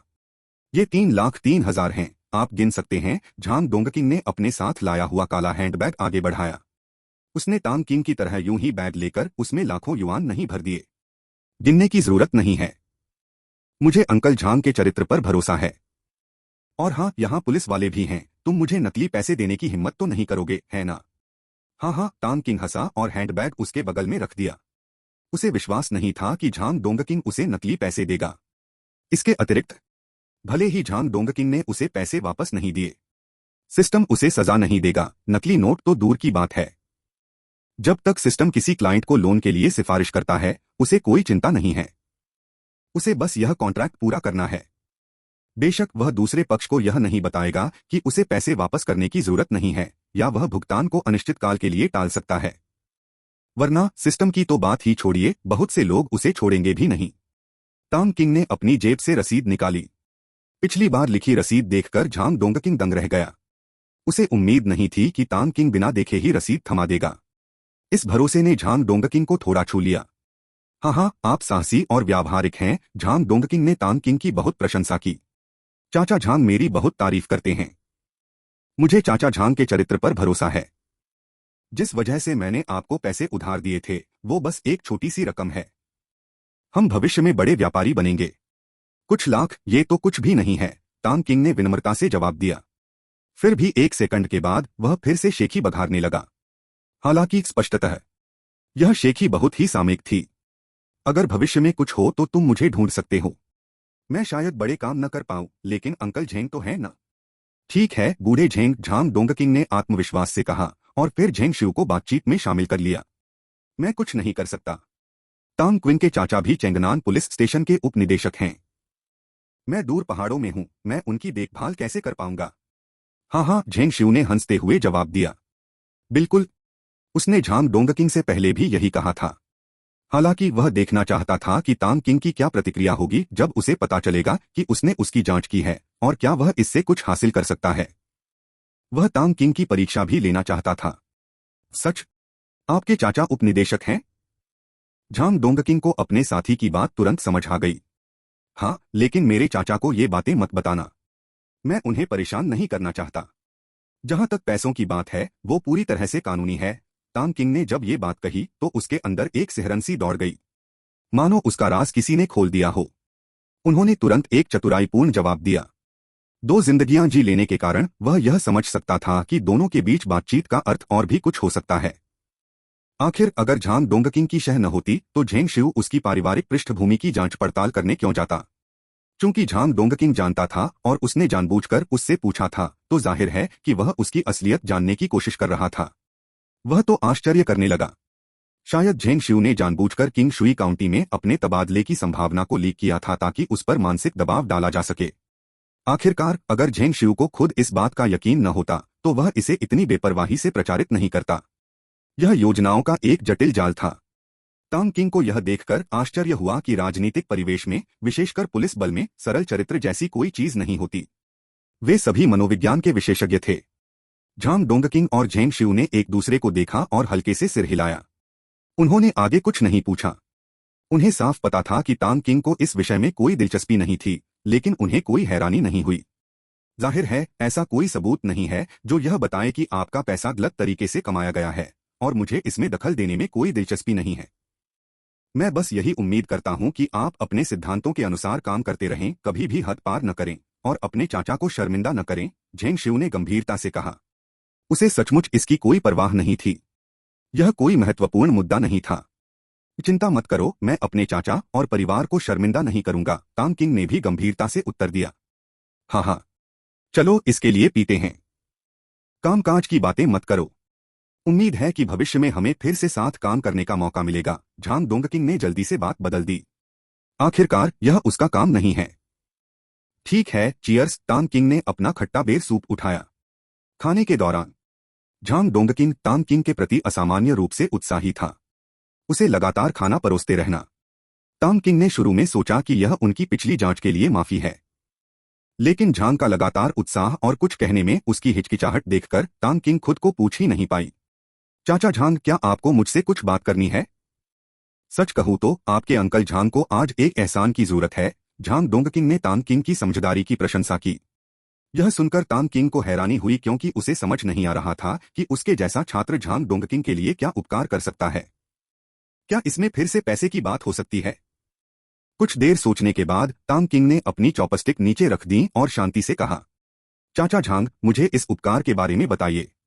अगर मैं मदद कर सकता हूं तो जरूर करूंगा, लेकिन अगर यह बहुत मुश्किल है या मेरी क्षमता से बाहर है तो मुझे उम्मीद है कि आप इसे दिल पर नहीं लेंगे। झांग डोंगकिंग ने अपने शब्दों को तैयार करने के लिए एक क्षण रुककर कहा, सच कहूं तो मेरे एक दोस्त जो कपड़ों की फैक्ट्री चलाते हैं को इस समय नकदी की जरूरत है। वह मुख्यतः OEM कपड़े बनाते हैं और उन्हें अपने डाउनस्ट्रीम सप्लायर्स का कर्ज चुकाने के लिए पैसों की जरूरत है। जब तक हम महीने के अंत तक काम चला लेते हैं, उनकी अपस्ट्रीम ब्रांड कंपनियों से मिलने वाला भुगतान उनकी किश्तों को पूरा करने के लिए पर्याप्त होगा। उसने कुछ दिन पहले मुझसे पैसे उधार लिए थे। चूंकि मेरे पास एक बड़ा ऑर्डर था और मैं मशीनरी और स्टाफ बढ़ाने में निवेश कर रहा था, इसलिए मेरे पास ज्यादा नकदी नहीं थी। मैंने अनजाने में ही बता दिया था कि आपके लोन की शर्तें कम और तेज हैं, और कुछ अतिरिक्त शर्तें भी साथ आ गई हैं। तो मैं सोच रहा था कि क्या आप मेरे दोस्त की मदद कर सकते हैं। मुझे उस पर भरोसा है, वह कई सालों से मेरा करीबी दोस्त है, और अगर वह न होता तो मैं आपसे मदद नहीं मांगता। इसके अलावा मैं उसका गारंटर बनूंगा। अगर वह पैसे वापस नहीं करता तो मैं उसकी भरपाई करूंगा।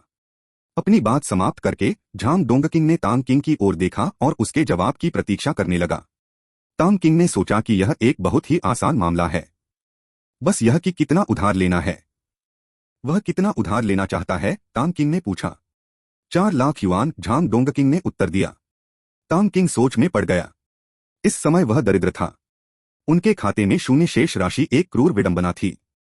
हालांकि अगर सिस्टम अपग्रेड पूरा हो जाए और इनाम मिल जाए तो बाकी बचे लोन बैलेंस के साथ वह 4 लाख तक पहुंच जाएगा।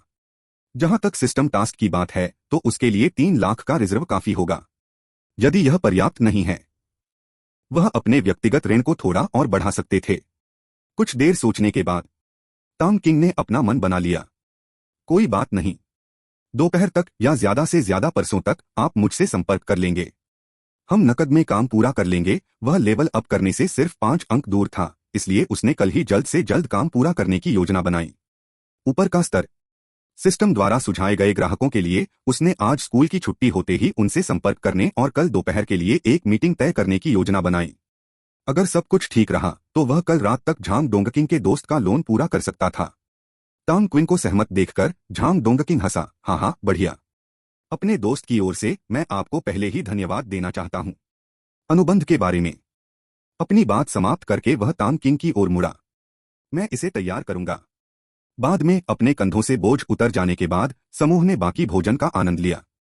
हालांकि टांग किंग को सिस्टम द्वारा सुझाए गए ग्राहक को जल्द से जल्द छांटकर अपना स्तर ऊपर करना था, वरना बाकी सब कुछ ठप्प पड़ जाता। दोपहर का भोजन लगभग 1:30 बजे समाप्त हुआ। झांग डोंगकिंग ने बिल चुकाया, जबकि टांग किंग ने कोई विरोध नहीं किया। दोनों जानते थे कि व्यावसायिक मामले में बिल किसे चुकाना चाहिए। कभी भी सीमा से ज्यादा नहीं होना चाहिए, वरना सबको असहजता होगी। अध्याय 26। अध्याय 24। स्वर्ग से एक महान उपहार, कृपया एकत्र करें और अनुशंसा करें। 1। झांग डोंगकिंग को विदा करने के बाद टांग किंग तुरंत बॉक्स के पास लौट आया। उसने पैसा सिस्टम में वापस कर दिया। सिस्टम ने 3 लाख और 1500 ब्याज ले लिया। टांग किंग ने वास्तव में 1500 का मुनाफा कमाया था, लेकिन टांग किंग को अब इस छोटी सी रकम से कोई मतलब नहीं रहा। उसने उसे सीधे सिस्टम के निजी खाते में डाल दिया। इससे ज्यादा सुरक्षित वॉलेट कोई नहीं था, और सिस्टम में पुराने पैसे को नए से बदलने की अनोखी क्षमता थी। जब पुराना पैसा जमा होता तो उसे तुरंत नए पैसे से बदल दिया जाता। पैसों पर अंकित संख्याएं भी बदल गईं, और वे क्रम में थे। ऐसा प्रतीत होता है कि प्रणाली के भीतर नकदी की वसूली और जारीकरण एक ही माध्यम से नहीं हो रहा था। वह इस क्रमिक संख्या वाले धन के स्रोत को लेकर थोड़ा चिंतित था। इस प्रणाली की अद्भुतता को देखते हुए इसे हवा से गढ़ना असंभव होना चाहिए था। इसमें इतनी बड़ी खामी नहीं होगी और अपने लिए इतना बड़ा गड्ढा खोदने की कोई जरूरत नहीं थी। सिस्टम को यह पैसा कैसे मिला? उसने पूछा। सिस्टम ने कठोर जवाब दिया, उसे देखने का अधिकार नहीं है। अगर सिस्टम ने उसे बताने से इनकार कर दिया तो ठीक है। इसके बारे में सोचना बेकार था और इससे चिंता और बढ़ गई। पैसे की वैधता एक ऐसी चीज है जिसे सिस्टम जरूर संभालेगा। अगर इससे जेल जाना ही है तो किसी को बढ़ावा क्यों दिया जाए। टैंग किंग ने फिर ली जियांगुओ की तलाश की। उसने अपना पैसा ले लिया। उन्होंने रसीद का एक हिस्सा उसे लौटा दिया, लेकिन अनुबंधों को वापस करने की कोई आवश्यकता नहीं थी क्योंकि ऋण संबंधी सभी तथ्यों के साक्ष्य प्रतिपक्ष को दे दिए गए थे, जिसका अर्थ था कि पहले के अनुबंध अब बेकार थे। इसे ठीक से दर्ज किया गया है। ली जियांगुओ के पैसे को सिस्टम से कुछ पैसे के बदले में बदलने के बाद टांग किंग ने अपनी व्यक्तिगत जानकारी फिर से जांची। स्तर 1, अनुभव 95/100। इस महीने ऋण कोटा 0/5 लाख। इस माह व्यक्तिगत कोटा 20/1 लाख। दिसंबर के अंत तक ओवरड्राफ्ट। निकासी योग्य संपत्तियां 10,000। आत्मा 51+20। शारीरिक स्वास्थ्य 49+20। पब फ्यूचर विज्ञापन। मूल क्यूई मान 20। दो लोगों के ब्याज को मिलाकर जो 2,500 हो गया, उसका निजी खाता आखिरकार 10,000 को पार कर गया। टांग किंग का मूड जो अभी अभी सिस्टम से खराब हुआ था, थोड़ा सुधर गया। शून्य होना वाकई आंखों को चुभने वाला था। बस 5 और अनुभव अंक और वह स्तर ऊपर जा सकता है। उन्होंने कल तक इसे हासिल करने का लक्ष्य रखा। जैसे ही टांग किंग स्कूल लौटने के लिए बॉक्स से बाहर निकलने वाला था, ली काई ने जल्दी से डिब्बे का दरवाजा खोला। बूढ़े टांग, मेरे पिता ने जिन 3 बदमाशों का जिक्र किया था वे फिर आ गए हैं। वे अभी हॉल में खाना खा रहे हैं। मैंने अनजाने में कुछ तस्वीरें भी खींच लीं। कैमरा ली काई के घर का था।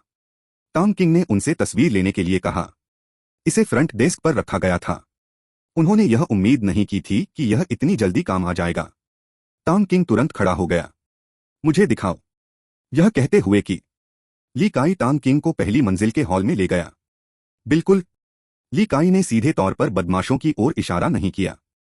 चूंकि हर टेबल पर एक टेबल नंबर था, ली काई के टेबल नंबर बताने के बाद टांग किंग को पता था कि कहां देखना है, क्योंकि वे क्रम में व्यवस्थित थे। इसके अलावा व्यवस्था का क्रम भी उनके द्वारा ही निर्धारित किया गया था। वह कैसे याद नहीं रख सकता। ली काई द्वारा बताए गए टेबल नंबर पर चलते हुए टांग किंग ने देखा कि वहां 3 20-30 साल के नौजवान बैठे थे। वे सामान्य कपड़े पहने हुए थे। अगर उनके चेहरे पर कोई गुंडागर्दी न होती तो उन्हें पहचानना मुश्किल होता कि वे गैंगस्टर हैं। इस पल 2 गैंगस्टर टांग किंग का सामना कर रहे थे। एक की पीठ उसकी ओर थी, उसका चेहरा दिखाई नहीं दे रहा था। ठीक तभी उनकी ओर पीठ किए गैंगस्टर ने अचानक मुड़कर टांग किंग की तरफ देखा। उसके ज़हन में एक जानी पहचानी याद कौंध गई। टांग किंग को यह समझने में सिर्फ 3 सेकंड लगे कि यह व्यक्ति कौन था। टांग किंग का पूरा शरीर कांप उठा। उसने यहां इस व्यक्ति से मिलने की उम्मीद नहीं की थी। हालांकि इस बार उनका निशाना वो नहीं बल्कि झांग जिन थी। वो शख्स झांग जिन को घूर रहा था और बाकी 2 गैंगस्टर भी उसकी तरफ देखते हुए, कुछ कहते हुए और बीच बीच में हंसते हुए नजर आ रहे थे। टांग किंग का चेहरा बर्फ की तरह ठंडा हो गया। अपनी ही कर्मचारी को चाहने की इतनी हिम्मत।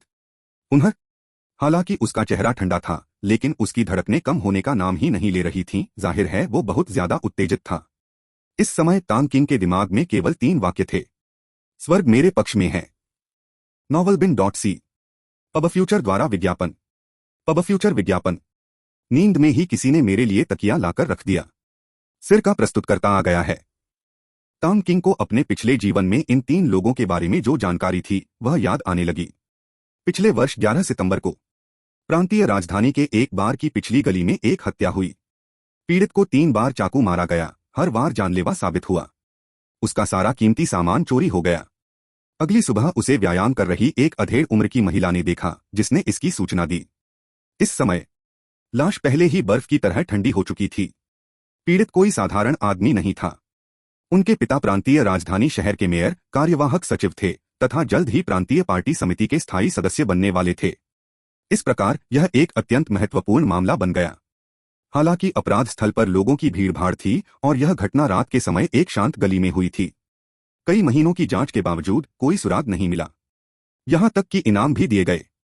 फिर भी लालच में आकर कई लोगों ने झूठी रिपोर्टें दी, लेकिन हत्यारे की पहचान करने में कोई प्रगति नहीं हुई।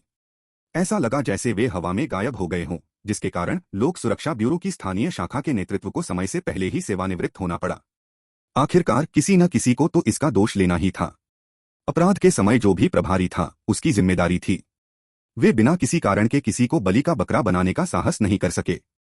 इससे निस्संदेह उनकी मृत्यु हो जाएगी। ऐसे ही मामला लगातार खींचा गया और वर्षों तक कोई प्रगति नहीं हुई। अविकसित निगरानी के इस युग में निगरानी फुटेज से लोगों की पहचान करना लगभग असंभव था।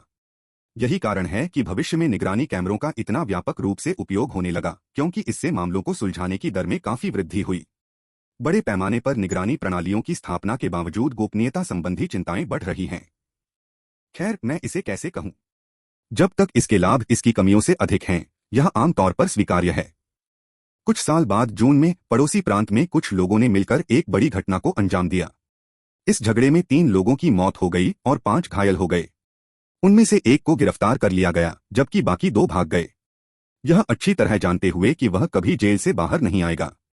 बाकी 2 लोगों के उसे छोड़कर चले जाने के गुस्से का तो जिक्र ही नहीं। अगर मैं नीचे जा रहा हूं तो तुम भी मेरे साथ चलो वाली बात पर अड़े रहकर उसने 8 साल पहले हुई हत्या की बात कबूल कर ली। सबूत? क्या वह कुछ ऐसा था जो उसने मृतक से लिया था? बाघ के आकार का एक जेड पेंडेंट। आखिरकार 8 साल पहले हुए इस हत्याकांड का पर्दाफाश हो ही गया। उस समय पीड़िता के पिता इस जगह दूसरे नंबर के नेता थे। इस मामले को सुलझाने में शामिल लोगों को कितना बड़ा इनाम मिला होगा, इसकी कल्पना की जा सकती है। जो आदमी पकड़ा गया वह यही व्यक्ति था जिसके चेहरे पर जन्मचिन्ह था। पब फ्यूचर विज्ञापन। उसे जन्मचिन्ह बहुत स्पष्ट रूप से याद था। इन तीनों लोगों के चेहरे मुझे बहुत परिचित लग रहे थे। जहां तक इस बात का सवाल है कि उसे ये विवरण क्यों पता था, तो ली काई ने ही उसे बातचीत के दौरान बताया था। ली काई ने बाद में उच्च वर्ग में अपनी पैठ बना ली और कभी कभार कुछ गोपनीय गपशप भी सुनी।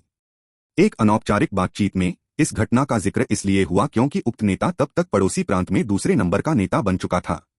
प्रचुर अधिकार और प्रभाव होने के कारण स्वाभाविक रूप से उसके बारे में कई बातें ध्यान आकर्षित करेंगी। उसे यह भी पता चला कि उस नेता के 2 बेटे थे। जो मारा गया वह छोटा बेटा था, जो बार और दूसरे मनोरंजन स्थलों में अक्सर जाने वाला एक प्लेबॉय था। जहां तक बड़े बेटे का सवाल है, ली काई उन्हें व्यक्तिगत रूप से जानते थे। जब उन्हें इस घटना के बारे में बताया गया, तब उनका बड़ा बेटा पहले से ही किंगयान शहर की नगरपालिका सरकार के महासचिव के पद पर कार्यरत था। उन्होंने इस घटना के बारे में ऑनलाइन भी खोज की और तीनों लोगों की तस्वीरें भी देखीं। उसे जन्मचिन्ह याद आ गया और उसकी गर्दन के चारों ओर हल्की सी दिखाई देने वाली लाल डोरी। तांग किंग अधिक निश्चित हो गया।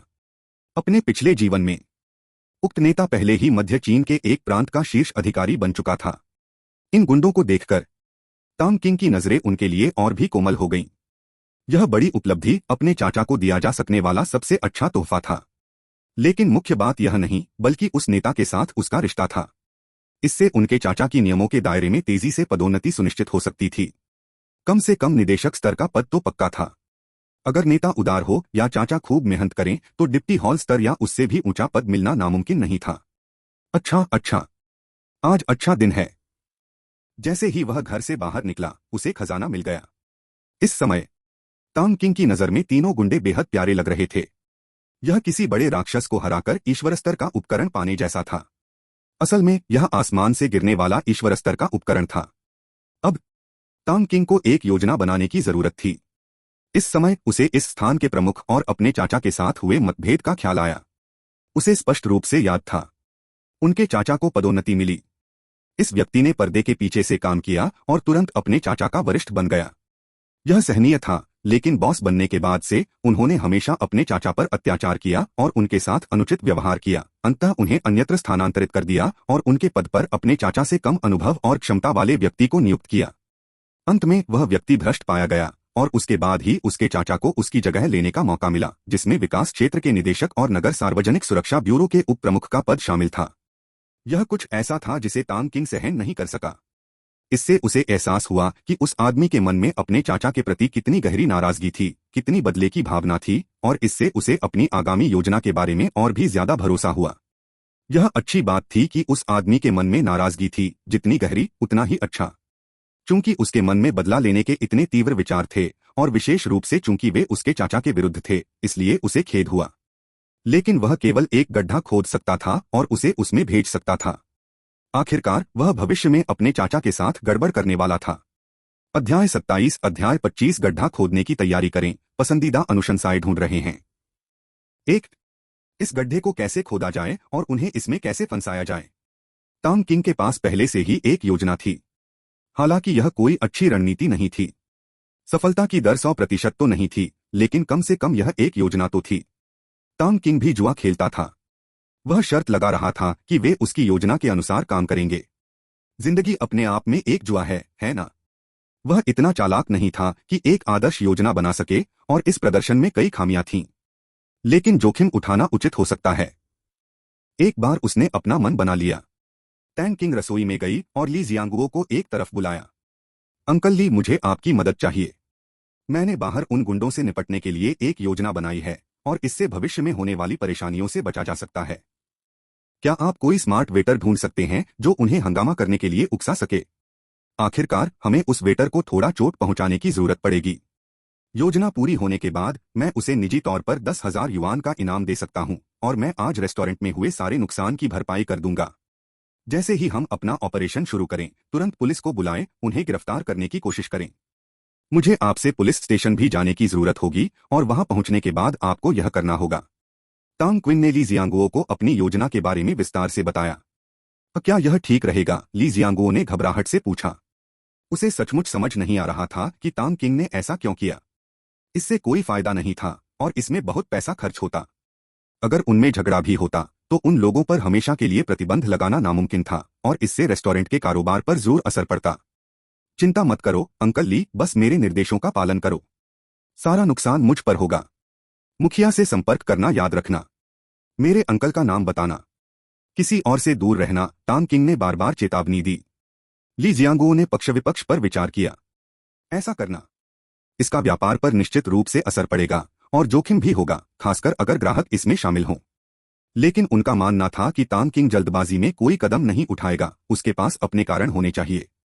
हालांकि एक क्षण बाद ली जियांगुओ ने अपना मन बना लिया।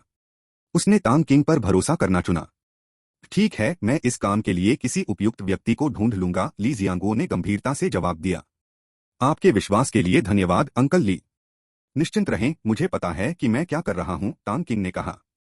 टांग किंग की आत्मविश्वास भरी अभिव्यक्ति देखकर ली जियांगुओ को तसल्ली हुई। हालांकि उसने पहले कभी ऐसी मुसीबत नहीं खड़ी की थी, फिर भी वह थोड़ा घबराया हुआ था। उसे तो ऐसा भी लग रहा था जैसे वह खलनायक बन गया हो। ली जियांगुओ एक निर्णायक व्यक्ति थे।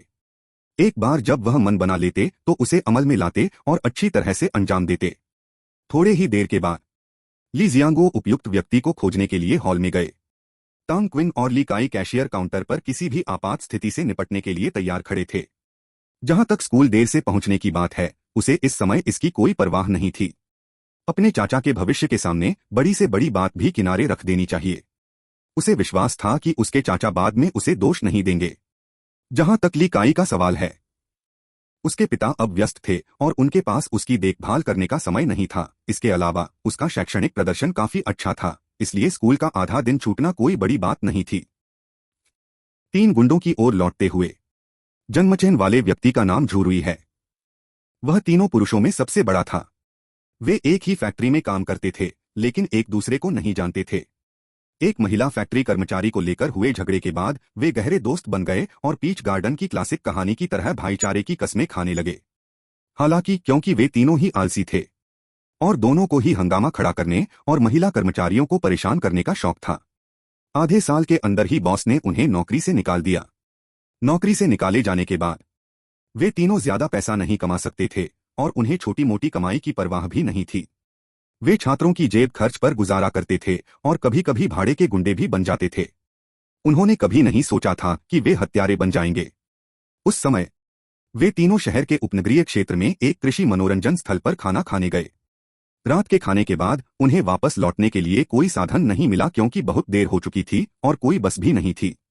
इसलिए चूंकि वे सभी रात के उल्लू थे, उन्होंने देर रात तक घूमने का फैसला किया। अपनी बेमतलब की भटकन के दौरान उन तीनों को शौच की जरूरत पड़ी और वे एक छोटी सी गली में घुस गए। FREWBOVL.CN। दुर्भाग्य से उनकी नजर एक नशे में धुत युवक पर पड़ी जो उल्टी कर रहा था। उस आदमी ने झूरुई के जन्मचेन का अपमान किया। हालांकि वह आदमी अमीर लग रहा था, फिर भी नशे में धुत तीनों को इसकी कोई परवाह नहीं थी। वे तुरंत अपना आपा खो बैठे। उन्होंने उस आदमी को घूंसों और लातों से पीटा। उस आदमी ने पलटवार करने की कोशिश की, लेकिन गलती से उसकी जांघ झूरुई की जांघ पर लग गई। झूरुई तुरंत जमीन पर गिर पड़ा और दर्द के मारे देर तक उठ नहीं पाया। झूरुई, जो अभी तक होश में नहीं आया था, क्रोध की लहर महसूस हुई। उसने तुरंत चाकू निकाला और उस आदमी पर वार कर दिया। अप्रत्याशित रूप से उसने उस आदमी को तुरंत मार डाला। होश में आने के बाद उन्हें कोई परवाह नहीं रही और उसके हर दोस्त ने भाईचारा दिखाते हुए उस आदमी को एक एक बार चाकू मारा। फिर उन्होंने उस आदमी को लूट लिया और अपनी बेमतलब की यात्रा पर निकल पड़े। वे 1 घंटे से भी कम समय तक चले थे। शाम की ठंडी हवा में शराब का असर धीरे धीरे खत्म हो गया। आखिरकार उन तीनों को एहसास हुआ कि उन्होंने क्या किया है। वे डर से कांप उठे और डर के मारे कांपने लगे। वे जो आम लोगों को धमकाने के आदी थे, इस बात को स्वीकार नहीं कर पा रहे थे कि वे अचानक हत्यारे बन गए हैं। लेकिन चूंकि काम हो चुका था, इसलिए पीछे मुड़ने का कोई रास्ता नहीं था और वे तीनों इसमें शामिल थे। कोई भी बच नहीं सका। झू रुई का परिवार किंगयान शहर के उपनगरीय इलाके में एक गांव में रहता था। बाकी 2 दूसरे प्रांतों से थे, इसलिए उन्होंने एक साथ किंगयान शहर भागने की योजना बनाई।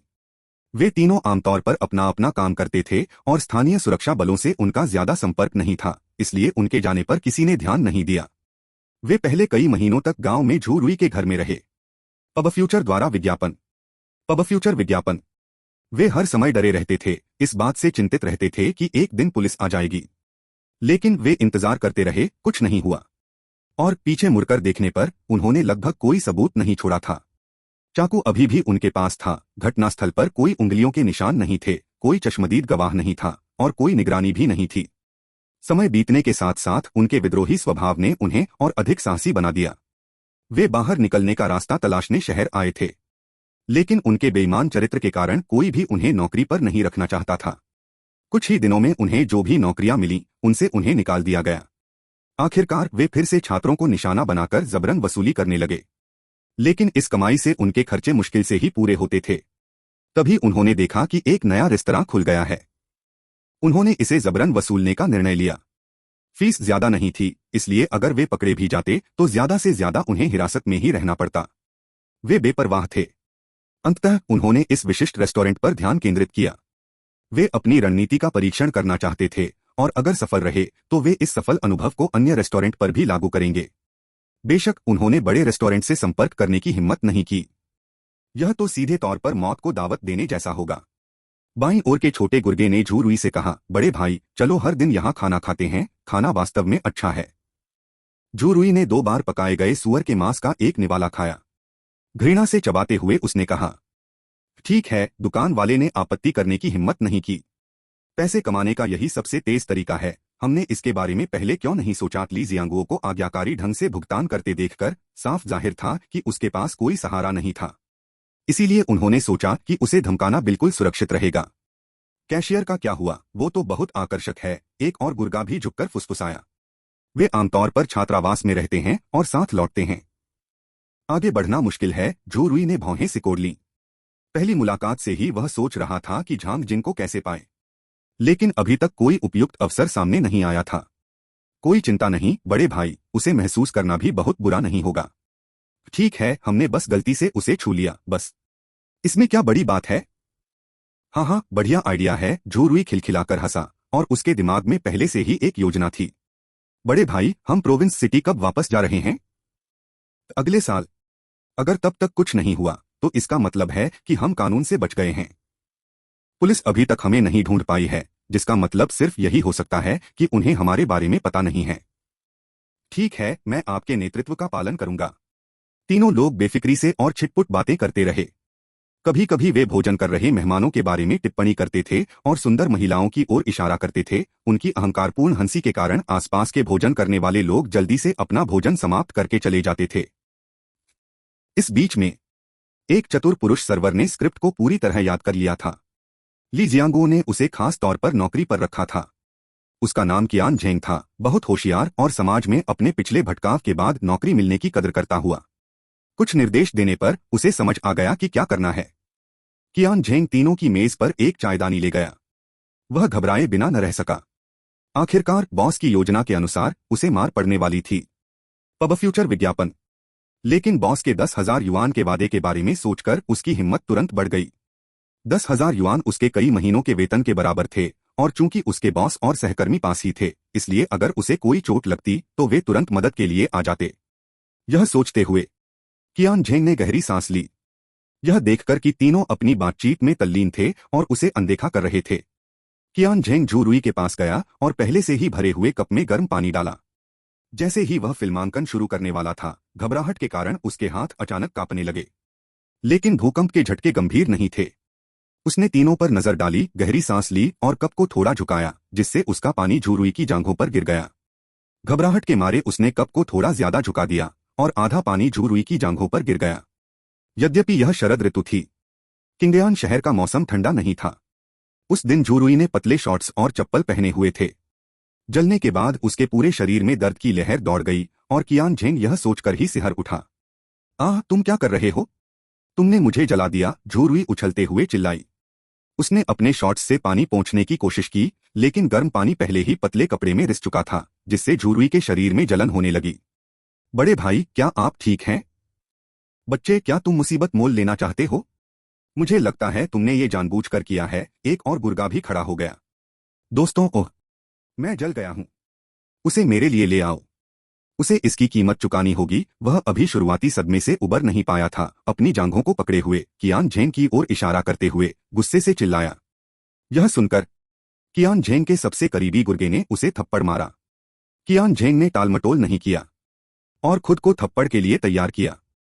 थप्पड़ थप्पड़ की गूंजती आवाज के बाद कियान झेंग ने तुरंत स्क्रिप्ट का पालन किया। जमीन पर लेट गया, अपना चेहरा ढक लिया और चिल्लाते हुए रोने लगा। आह, कोई मुझे मार रहा है।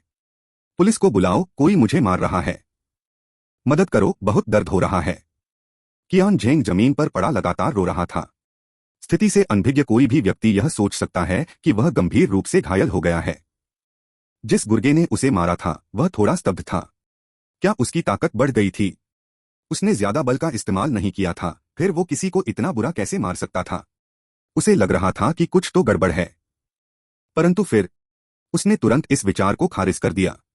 उसकी सबसे बड़ी प्राथमिकता बॉस से मुआवजा वसूलना था। इतने सारे गवाहों और जमीन पर पड़े उस आदमी के मारे हुए सुअर की तरह चीखने चिल्लाने के बाद उसने उसे और न मारने का फैसला किया। दूसरा गुर्गा भी वहीं रुक गया, झू रुई की ओर देखते हुए। उसके निर्णय का इंतजार कर रहा हूं। अब ली जियांगो और उनके दल के लिए कदम उठाने का समय आ गया था। 7-8 नौकरों, कुछ रसोई सहायकों और तांग किंग वली काई के साथ लगभग 1 दर्जन ताकतवर आदमियों ने झू रुई की तिकड़ी को घेर लिया। डराने धमकाने के मामले में वे सबसे आगे थे। यह देखकर झू रुई को भी अंदर से थोड़ा डर लगा। वे कोई बड़ा हंगामा नहीं करना चाहते थे, वे बस थोड़ा और पैसा वसूलना चाहते थे। जहां तक जेब में छिपे खंजर से दूसरे पक्ष को धमकाने की बात है तो यह मजाक होगा। चूंकि वहां इतने सारे दर्शक मौजूद थे, अगर उसने अपना खंजर निकाल लिया होता तो सब कुछ बदल जाता। और भी खास बात यह थी कि यह एक रेस्टोरेंट था, कटलरी से भरा हुआ। ऐसी जगह पर चाकूबाजी करना मुसीबत को दावत देने जैसा होता। कल्पना कीजिए कि दर्जनों आदमी चाकू लिए हुए उन्हें घेरे हुए हैं। झू रुई इसके बारे में सोचने की भी हिम्मत नहीं कर पा रहा था। अब सबसे अच्छा तरीका यही था कि वह इस बात का फायदा उठाए कि वह अपने लक्ष्य को पाने के लिए सही था। अध्याय 28 अध्याय 26 शो शुरू होता है, पसंदीदा और सिफारिशें ढूंढना। 1। इस समय झू रुई पहले जैसा तेज चुभन महसूस नहीं हुआ, लेकिन वह लापरवाही से नहीं चल सकता था। किसी भी हलचल से उसकी पैंट उसकी ताजा जली हुई त्वचा पर रगड़ खाती थी। वह एहसास, ओह यार, यह एक अलग तरह का दर्द था। तो बॉस ली, आपको इस बारे में क्या कहना है? झू रुई ने ली जियांगो को एक क्रूर नजर से देखा। वह इसे जाने नहीं दे सकता था।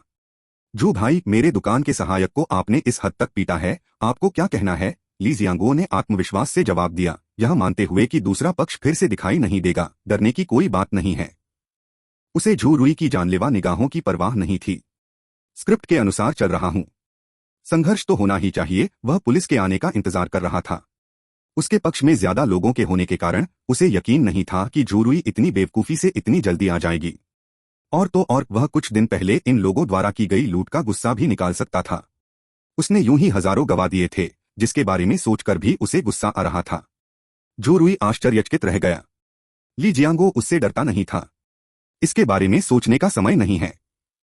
इस वक्त वह पीछे नहीं हट सकता था। उसके गुर्गे देख रहे थे और साथ ही कई तमाशबीन खाने वाले भी। इतने सालों से गुंडा होने के कारण वह जानता था कि इस वक्त चाहे कुछ भी हो जाए, वह अपनी गति नहीं खो सकता।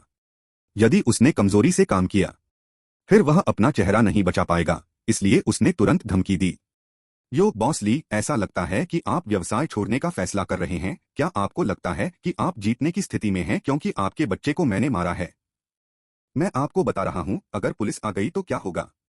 अगर आप कुछ दिन पहले की बातें उजागर कर दें और मुझ पर मुखबिरी कर दें, तो भी हम भाई अधिकतम आधे महीने में बाहर आ सकते हैं। फिर देखते हैं। मुझे दोष मत दीजिए कि मैंने आपको याद नहीं दिलाया। ली जियांगो ने अपनी छाती सीधी की। तुमने मेरे आदमी को घायल कर दिया, और देखने से तो यह काफी गंभीर लग रहा है। मुझे अपने अधीनस्थों से इसकी भरपाई करनी होगी। ली जियांगो ने कियान झेंग की ओर इशारा किया, जो अभी भी जमीन पर चीख रहा था। अब वहां मौजूद कुछ मेहमानों ने कुछ असामान्य देखा। वे गवाह थे। क्या सिर्फ एक थप्पड़ से उस लड़के का ये हाल हो सकता है? चाहे कितना भी दर्द हो, ये सब इतना लंबा नहीं चलना चाहिए था। ली जियांगो, तान किंग और अन्य लोगों ने भी इस पर ध्यान दिया। कियान झेंग को जमीन पर अभी भी रोते हुए देखकर उन्हें भी थोड़ा अजीब लगा। यह सब पहले से स्पष्ट निर्देशों के अभाव के कारण है। अगर वह दिखावा कर रहा था, तो उसे कुछ हद तक संयम बरतना चाहिए था। उसका लगातार चिल्लाना साफ तौर पर समस्या पैदा करने वाला था। अभिनय कौशल। नकारात्मक रेटिंग प्राप्त करें। लेकिन सौभाग्य से देखने वाले अज्ञानी हैं, केवल करने वाले ही भ्रमित हैं। झूरुई और बाकियों को जाहिर तौर पर इसका एहसास नहीं था। पीड़ित होने के नाते वह गुस्से में था, और उसके माथत इस सोच में डूबे हुए थे कि ली जियांगो से पैसे ऐंठने के बाद उसे कैसे उड़ाया जाए। उन्हें इन असामान्य संकेतों की परवाह नहीं थी। तो मेरा क्या? मैं तो जल गई हूं। उसका थप्पड़ कुछ दिनों में ठीक हो जाएगा, लेकिन मेरा तो जिंदगी भर के लिए रह जाएगा। ली जियांगो की बातें सुनकर झूरुई तुरंत गुस्से से भर गई। आमतौर पर यह वह है जो दूसरों को ठगता है। यह कभी भी उल्टा नहीं हुआ। ली जियांगो को गेंद वापस उछालते हुए देखकर झूरुई, जो शायद ही कभी कमजोर पक्ष को खेलते हैं, एक पल के लिए शब्दों के लिए नुकसान में थे, अनजाने में समझदारी से बात करना शुरू कर दिया। तुम बस जल गए, कोई गंभीर बात नहीं है। तुम मुश्किल से चीखे थे, और मुझे लगता है कि थोड़ी देर में सब ठीक हो जाएगा।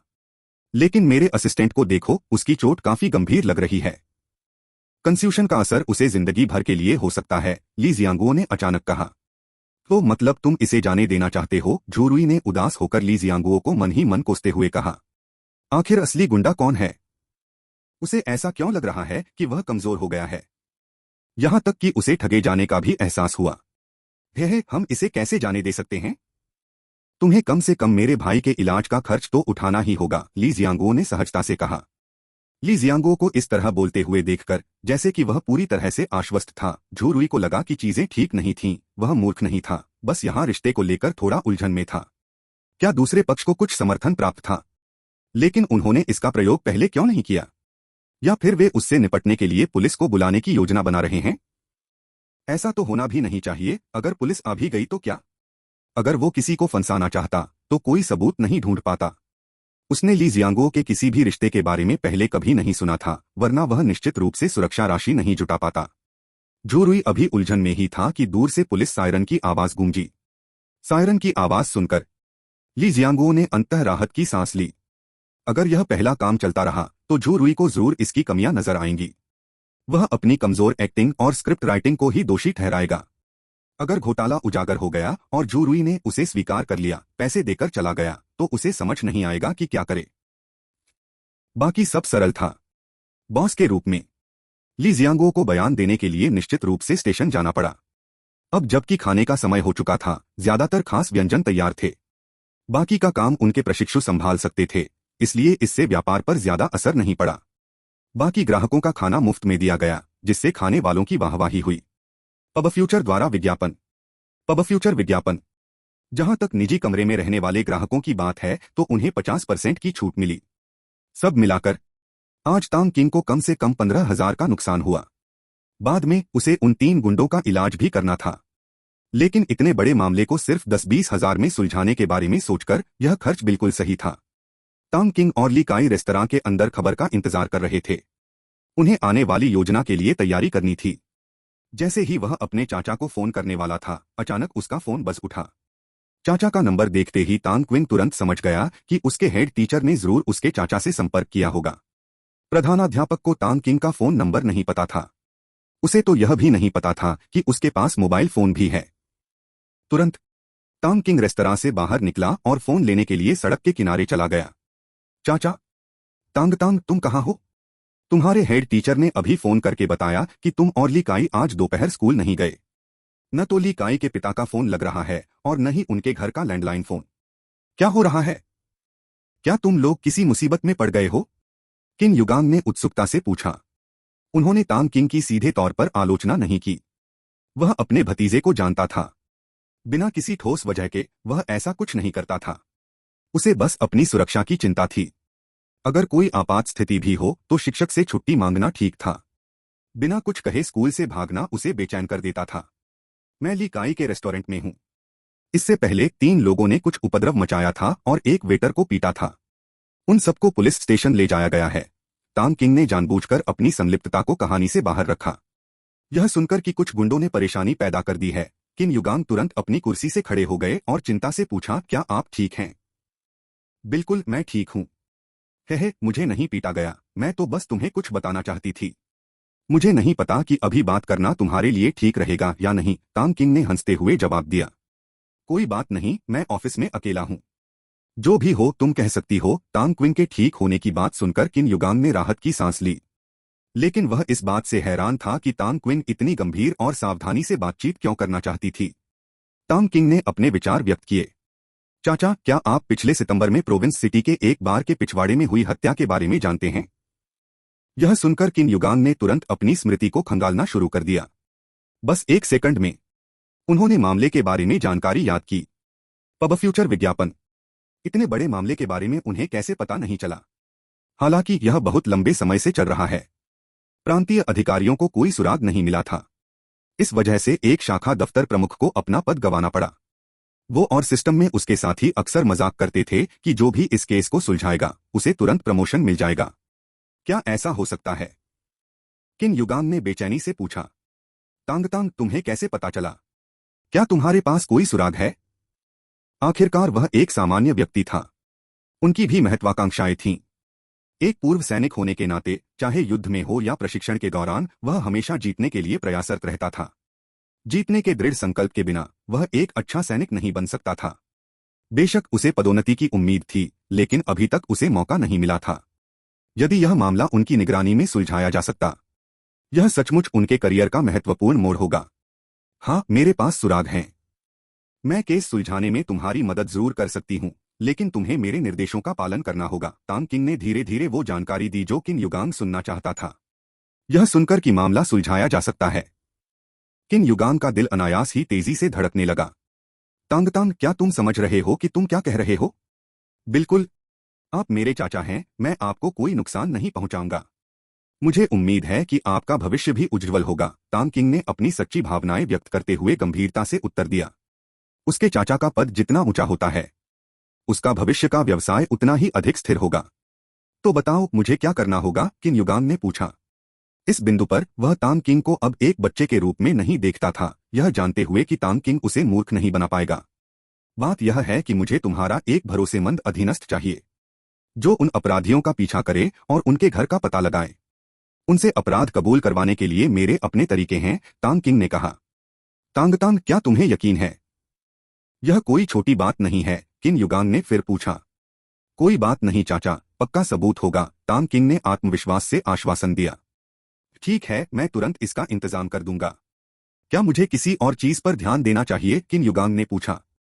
एक बात, व्यक्ति विश्वसनीय होना चाहिए। आप कोई भी जानकारी लीक नहीं होने दे सकते। उन्हें कुशल भी होना चाहिए। वे खुद को उन तीनों के द्वारा खोजे जाने नहीं दे सकते। उन तीनों में से एक के चेहरे पर एक स्पष्ट जन्मचिह्न है, जिसे पहचानना आसान है। इस झगड़े के चलते शायद वे दोपहर तक रिहा हो जाएंगे। अपने आदमी को सावधान रहने को कहो। जैसे ही उनका घर मिल जाए, उन्हें तुरंत गिरफ्तार कर लो। तुम उन हत्यारों को भागने नहीं दे सकते। हालांकि तुम्हें जिले दर जिले गिरफ्तारी के लिए तैयार रहना होगा। कोई बात नहीं, जब तक सबूत पुख्ता हैं, इस मामले में यह मामूली बात है, किन युगांग ने आश्वासन दिया। जब तक इस मामले के हत्यारे पकड़े जाएंगे, तब तक आला अधिकारी इन छोटी छोटी बातों की परवाह नहीं करेंगे। आखिरकार उन्हें पकड़ने का श्रेय पूरे शहर को जाता है। क्या इससे फर्क पड़ता है कि उन्हें किसने पकड़ा? बिल्कुल नहीं। ठीक है अंकल, आप जल्दी से इंतजाम कर लीजिए, वे आधे घंटे में आ जाएंगे। ली काई और मैं आज दोपहर स्कूल नहीं जाएंगे। क्या आप हेड टीचर से हमारे लिए छुट्टी मांग सकते हैं? हमें कुछ काम निपटाने हैं, तांग क्विंग ने कहा। समझ गया, मेरी खबर का इंतजार करो। फोन रखने के बाद किन युगांग अपनी कुर्सी पर पीछे झुक गया और सोचने लगा कि वह किसे चुनेगा। कुछ देर बाद उसने अपना लैंडलाइन फोन उठाया और एक नंबर डायल किया। वांग, एक क्षण के लिए मेरे कार्यालय में आओ। अध्याय 29, अध्याय 27, मैं किन युगांग से मिला, सिफारिशों की तलाश में।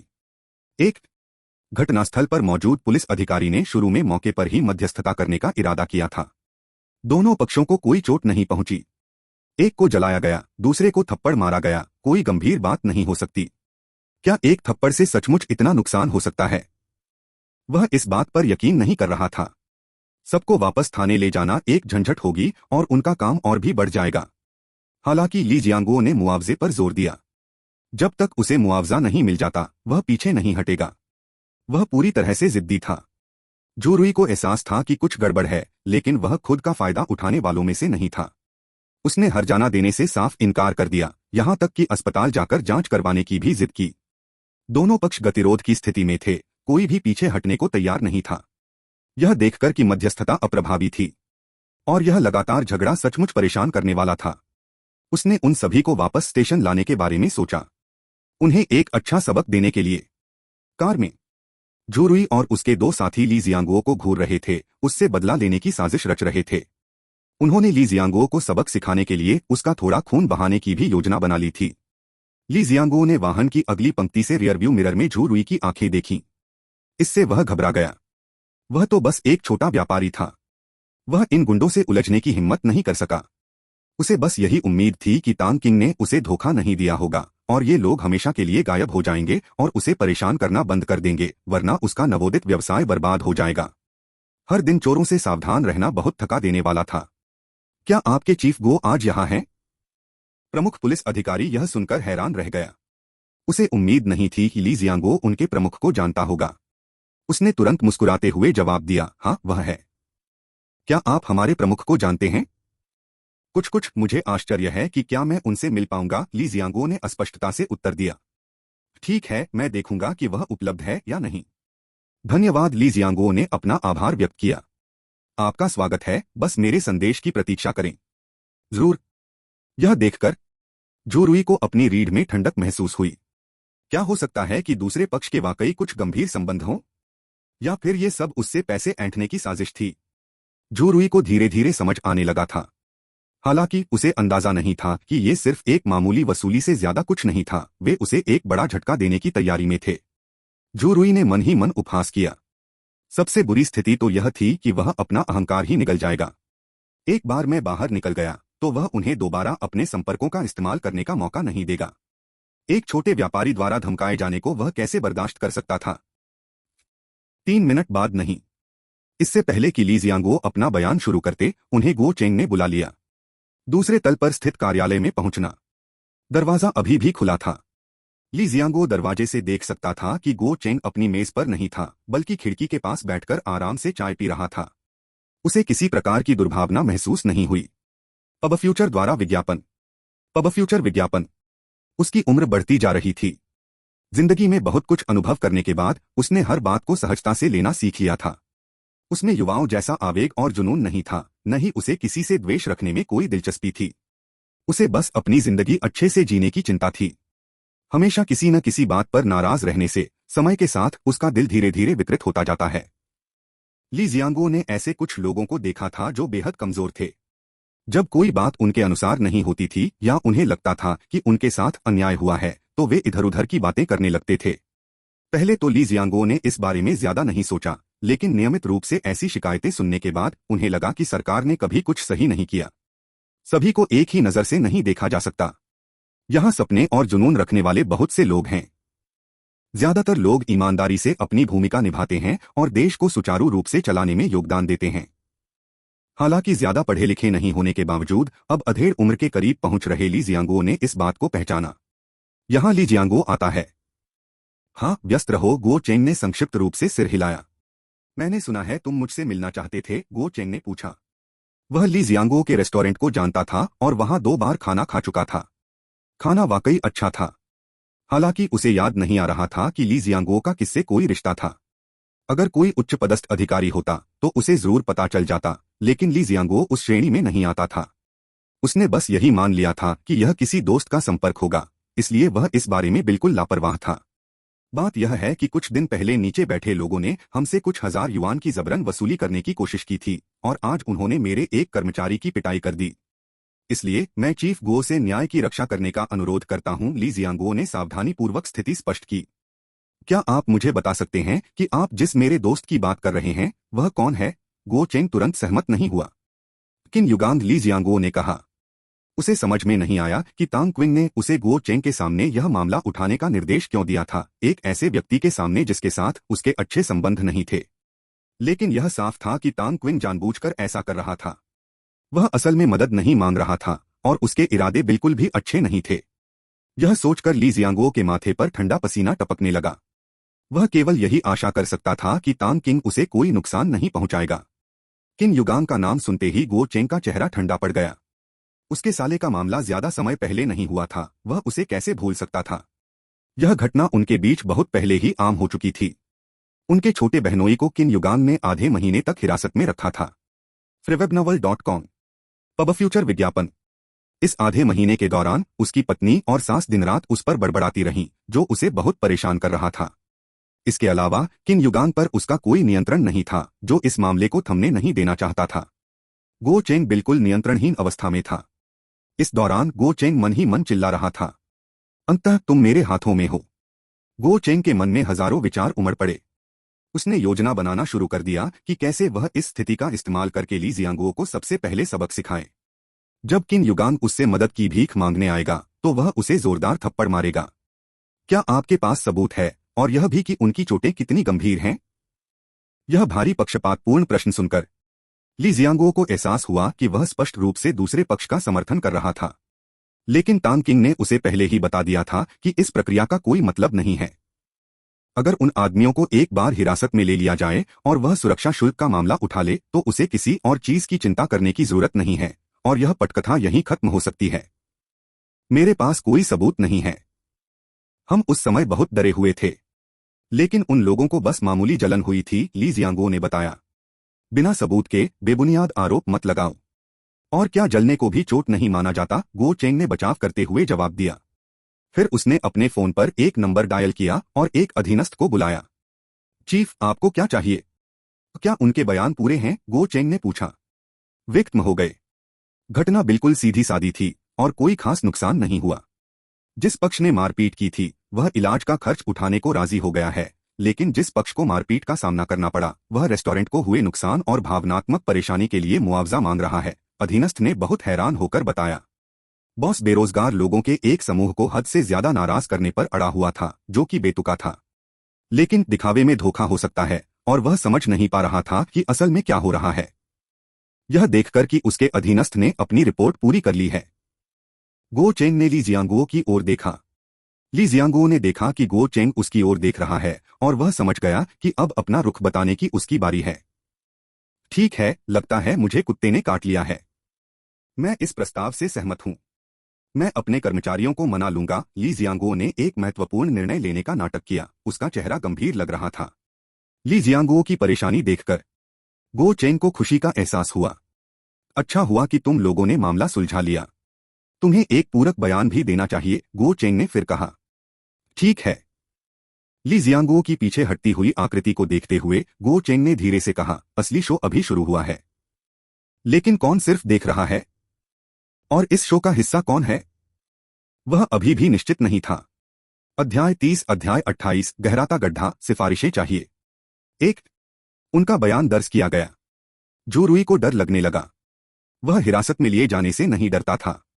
हालांकि उन पर हत्या का आरोप लगाया गया था और वे सहज रूप से भयभीत महसूस कर रहे थे। सुरक्षा गार्डों को देखकर उन्हें ऐसा महसूस हो रहा था जैसे उन्हें पुलिस का सामना करना पड़ रहा हो, और जब वे एक पुलिस स्टेशन में प्रवेश कर रहे थे जहां चारों ओर सभी वास्तविक पुलिस अधिकारी थे, तो उनका डर और भी अधिक स्पष्ट हो गया। डर खत्म नहीं होता। बुद्धिमान व्यक्ति के सिद्धांत का पालन करते हुए वह जानता है कि जब परिस्थितियां उसके विरुद्ध हों तो उससे लड़ना बेहतर है। वह चिकित्सा व्यय का भुगतान करने के लिए सहमत हो गया। जहां तक उनकी अपनी चोटों का सवाल है तो उन्हें मैदान से बाहर होने के बाद भी उन्हें सहना पड़ा और उनसे निपटना पड़ा। भावनात्मक कष्ट के लिए मुआवजा मांग रहे कियान झेंग के बारे में सोचकर जूरुई को इतना गुस्सा आया कि वह उसे मुक्का मारने को तैयार हो गया। जूरुई को लगा कि वह भावनात्मक रूप से ज्यादा परेशान है क्योंकि उसे डर था कि उसकी पैंट गीली हो जाएगी। और रेस्तरां में हुए नुकसान की भरपाई करने का उनका बिल्कुल भी इरादा नहीं था, क्योंकि उसके पास ऋण चुकाने के लिए पैसे नहीं थे। कुछ ही समय बाद यह जानने पर कि ली जियांगो ने उनकी मुआवजा योजना स्वीकार कर ली है, झू रुई ने राहत की सांस ली। वह अब यहां और नहीं रहना चाहता था। आज जब से वह पुलिस स्टेशन में आया है, न जाने क्यों उसे एक भयानक पूर्वाभास हो रहा है। वह बेचैनी से भरा हुआ है। उसे समझ नहीं आ रहा था कि ऐसा क्यों हो रहा है, इसलिए उसने इसे अपने डर का नतीजा बताया। ली जियांगो ने अपना बयान समाप्त किया। झू रुई ने अनिच्छा से अपनी जेब से 500 युआन निकाले। ली जियांगो की आंखों में ठंडी निगाहों से घूरते हुए मानो कह रहे हों कि तुम खत्म हो गए हो। ली जियांगो को भी अपनी रीढ़ में ठंडक महसूस हुई, लेकिन फिर उसने सोचा, चूंकि उसने झू रुई को पहले ही नाराज कर दिया है, इसलिए अब डरने का कोई मतलब नहीं है। यह एहसास होते ही ली जियांगो ने भी झू रुई को घूर कर देखा, बिना किसी डर का संकेत दिखाए। सुलह समझौते पर हस्ताक्षर करने के बाद पब फ्यूचर विज्ञापन। ली जियांगो सीधे पुलिस स्टेशन से बाहर चला गया, सीधे घर नहीं। वह आखिरी दृश्य देखना चाहता था, जिसमें झू रुई वहां से बाहर निकल रही थी, लेकिन लगभग 10 मिनट इंतजार करने के बाद भी उसने उन्हें नहीं देखा था। ली जियांगो भी थोड़ा हैरान थे, इसलिए उसने तांग किंग को बुलाया। मैं बाहर हूं। उन्होंने मुझे 500 युआन दिए, लेकिन वे गुंडे अभी भी अंदर हैं, क्या कुछ नया हो रहा है? वे वहां कब से हैं? तांग किंग ने पूछा। लगभग 10 मिनट, ली जियांगो ने सच्चाई से उत्तर दिया। चिंता मत करो अंकल ली, मुझे पता है क्या हो रहा है। आप पहले वापस आए। मैं रेस्टोरेंट में आपका इंतजार कर रहा हूं। मेरे पास एक योजना है। इस समय तांग किंग के चेहरे पर एक रहस्यमयी मुस्कान आ गई। ठीक है, मैं अभी वापस आ रहा हूं। ली जियांगो ने फोन रख दिया और रेस्तरां के लिए टैक्सी बुला ली। दूसरी मंजिल, गो चेंग का कार्यालय। मैंने सुना है कि तुम लोग कुछ दिन पहले सुरक्षा शुल्क के लिए उस रेस्तरां में गए थे। गो चेंग अपनी कुर्सी पर पीछे झुक गया और झू रुई और अन्य दो को मुस्कुराते हुए देखा। वे तीनों एक पंक्ति में खड़े हो गए। गो चेंग की मेज के सामने घबराहट महसूस हो रही है। वे जा सकते थे, लेकिन वे नहीं जानते थे कि गो चेंग उनसे क्यों मिलना चाहता था। हम दोबारा ऐसा करने की हिम्मत नहीं करेंगे और हम अपने तरीके बदलेंगे और नए सिरे से शुरुआत करेंगे, झू रुई ने अचानक कहा। यहां तक कि नए सिरे से शुरुआत करने की बात भी की, हालांकि वह इतना चिंतित था कि उसकी बातों पर ध्यान ही नहीं दे पाया। मुद्दा यह था कि पहले कमजोरी दिखाई जाए। हे, लोगों को हमेशा अपने काम में दृढ़ रहना चाहिए। मुझे ऐसे लोगों से नफरत है जो बीच में ही हार मान लेते हैं, गो चेंग ने मुस्कुराते हुए कहा। उन तीनों को इतना डरा हुआ देखकर उसका अहंकार काफी संतुष्ट हुआ। झू रुई को पहले तो यह बात समझ में नहीं आई। जैसे ही वह एक बार फिर आश्वस्त करने की तैयारी कर रहा था, उसे अचानक एक एहसास हुआ। वह तुरंत समझ गया कि गो चेंग क्या कहना चाह रहा था। जाहिर है उसे ली जियांगो से बदला लेने की कोशिश जारी रखने का निर्देश दिया गया था, लेकिन क्या वह ली जियांगो को नहीं जानता था? वह अपनी मदद क्यों करेगा? क्या उन दोनों के मन में एक दूसरे के लिए कोई दुश्मनी नहीं थी? इसके बारे में ज्यादा सोचे बिना ही उसने इसका पता लगाना छोड़ दिया। तुम्हारा मतलब है कि मुझे ली जियांगो को परेशानी देना जारी रखना चाहिए? पब फ्यूचर द्वारा विज्ञापन। पब फ्यूचर विज्ञापन। ज्यादा मत सोचो, मैंने कुछ खास नहीं कहा। मैं तो बस अपनी जिंदगी के सबक बता रहा था। तुम्हें जो भी करना है उसमें दृढ़ रहना चाहिए और समाज के लिए एक उपयोगी इंसान बनना चाहिए, गो चेंग ने सख्त चेहरे से कहा। समझ गया, समझ गया। हम सब कानून का पालन करने वाले नागरिक हैं। हम जानबूझकर कानून नहीं तोड़ेंगे। हम सब युवा हैं जो अपने सपनों के लिए प्रयासरत हैं। बस हमें अभी तक सही मौके नहीं मिले हैं। ये शब्द कहते हुए झू रुई मन ही मन उसे कोसने से खुद को नहीं रोक सका और उसे बूढ़ा लोमड़ी कहने लगा। उसने गो चेंग के इरादों को पूरी तरह से समझ लिया था, हालांकि वह अभी भी यह नहीं समझ सका था कि उसकी पहचान केवल सभी के लिए एक सौदेबाजी की चिप थी। शायद यह एक छोटा मछली होने की त्रासदी थी।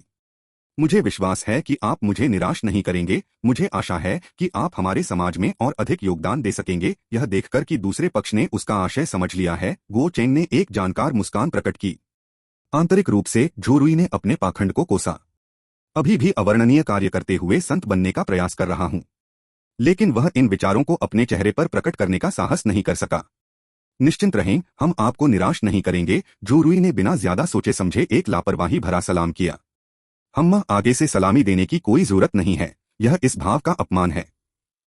तुम लोग अब जा सकते हो, गो चेंग ने हाथ से इशारा किया। एक सरकारी अधिकारी होने के नाते वह किसी को भी लापरवाही से सलामी देने का मजाक नहीं उड़ाने देगा, खासकर तब जब वे लोग 3 गुंडे थे। वह इस बात से अच्छी तरह वाकिफ थे। हाँ, यह सुनकर जोरुई ने जल्दी से अपना हाथ नीचे कर लिया और मुस्कुराते हुए चला गया। तुरंत बाद जोरुई और उसके 2 आदमी झुके और कार्यालय से बाहर चले गए। जोरुई और गो चेंग के बीच पूरी बातचीत ज्यादा लंबी नहीं थी। जोरुई के 2 अधीनस्थ पूरी तरह से हैरान थे। शुरू से अंत तक वे समझ नहीं पाए कि उनके बॉस और निर्देशक किस बारे में बात कर रहे थे, उनके बॉस और निर्देशक पहेलियों में क्यों बात कर रहे थे, और यह महत्वाकांक्षी युवाओं के विषय पर कैसे समाप्त हुआ। एक अनुयायी धीमी आवाज में पूछने से खुद को नहीं रोक सका, बॉस, आप लोग अभी क्या बात कर रहे थे? जोरुई रुका, यह सुनिश्चित करने के लिए चारों ओर देखा कि कोई वहां नहीं है, फिर विजी भाव से कहा, मूर्खों, उसे शायद ली जियांगो से कुछ शिकायत है और वह हमसे निपटना चाहता है। वह बूढ़ा लोमड़ी कोई मौखिक सबूत नहीं छोड़ना चाहता। अगर तुम्हारा स्मार्ट बॉस न होता तो शायद मैं समझ भी न पाता। यह सुनकर दोनों गुर्गों को अचानक समझ आ गया। यदि वे दोनों व्यक्तियों की बातचीत को इस संदर्भ में रखें तो सब कुछ समझ में आ जाएगा। यह बस बहुत भयावह था। पब फ्यूचर विज्ञापन। इस बार हम उस ली को आसानी से नहीं छोड़ सकते। हमें उसे जोरदार तरीके से मारना होगा। हाँ, पहले घर चलें। इस मामले पर ध्यान से सोचने की जरूरत है। आज हम कोई भी जल्दबाजी नहीं कर सकते। हम जल्दबाजी में नहीं आ सकते। इस बार हमें उसे ऐसा सबक सिखाना होगा जिसे वह कभी न भूले। जोरुई ने अपनी मुट्ठियां भींच लीं और अपनी घृणा व्यक्त की। ठीक है, चलो बॉस की बात मान लेते हैं। पहले घर चलते हैं और कोई पक्का प्लान बनाते हैं। सिर्फ ली जियांगो को ही नहीं, उस कियान झेंग को भी सबक सिखाना होगा। वो बहुत परेशान करने वाला है, फिर भी हमें किसी भी नुकसान से सावधान रहना होगा। हमें भी तो काफी डरना होगा, है ना? ठीक है, उसे बिगाड़ दो। इस पल बदला लेने का सपना देख रहे तीनों लोगों ने अपनी सामान्य सावधानी खो दी थी। उन्होंने यह नहीं देखा कि उनका पहले से ही पीछा किया जा रहा था। तथाकथित अज्ञानी को डरने की कोई बात नहीं है। लोग इस तरह के लोगों के बारे में यही कहते हैं। लक्ष्य सामने आ गया है, मैं उसका पीछा कर रहा हूं। अनुसरण करते रहो। हाँ। ली जियांगो रेस्टोरेंट लौट आया। टांग किंग को भी अपने चाचा का फोन आया, जिसमें बताया गया था कि वह पहले से ही उन तीनों का पीछा कर रहा है और उनका ठिकाना ढूंढ लिया है। उसके चाचा ने रात में ही गिरफ्तारी की योजना बनाई ताकि किसी भी तरह की गड़बड़ी से बचने के लिए जल्द से जल्द नतीजे मिल सकें। उन्होंने अपने चाचा को मामले के साक्ष्यों की श्रृंखला के बारे में पहले ही सूचित कर दिया था। अपराध में प्रयुक्त हथियार और जेड पेंडेंट। जब समय आएगा तो वे अपराधियों और सबूतों दोनों को पकड़ लेंगे। जेड पेंडेंट के बारे में सुनकर किन युगांग को सचमुच राहत मिली। उसे इतने महत्वपूर्ण सबूत के बारे में कैसे पता नहीं चला। इतने महत्वपूर्ण मामले को सुलझाने के विचार ने किन युगांग के दिल में उत्साह भर दिया।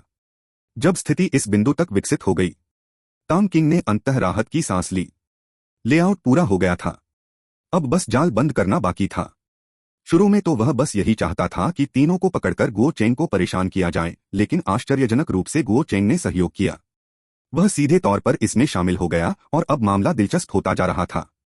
मौलिक रूप से टांग किंग ने बस एक छोटा सा गड्ढा खोदा, लेकिन गो चेंग ने सोचा कि यह गड्ढा खुद को और अपने लोगों को दफनाने के लिए बनाया गया था, इसलिए उसने इसे और गहरा खोद दिया। इस बारे में सोचते हुए टांग किंग के मुंह के कोने पर एक हल्की सी मुस्कान उभर आई। SBI ऑरम कार्ड अभी आवेदन करें। अगर सोने से पहले 1 चम्मच पिएं तो हफ्ते में 7 किलो वजन घटेगा। कार्दशियन की लड़ाई जिसने दुनिया को चौंका दिया। दोस्तों, अगर वीडियो अच्छा लगा हो तो लाइक करो, शेयर करो और चैनल को सब्सक्राइब करना मत भूलना। आपका प्यार ही हमारी ताकत है, तो लाइक और सब्सक्राइब जरूर करें।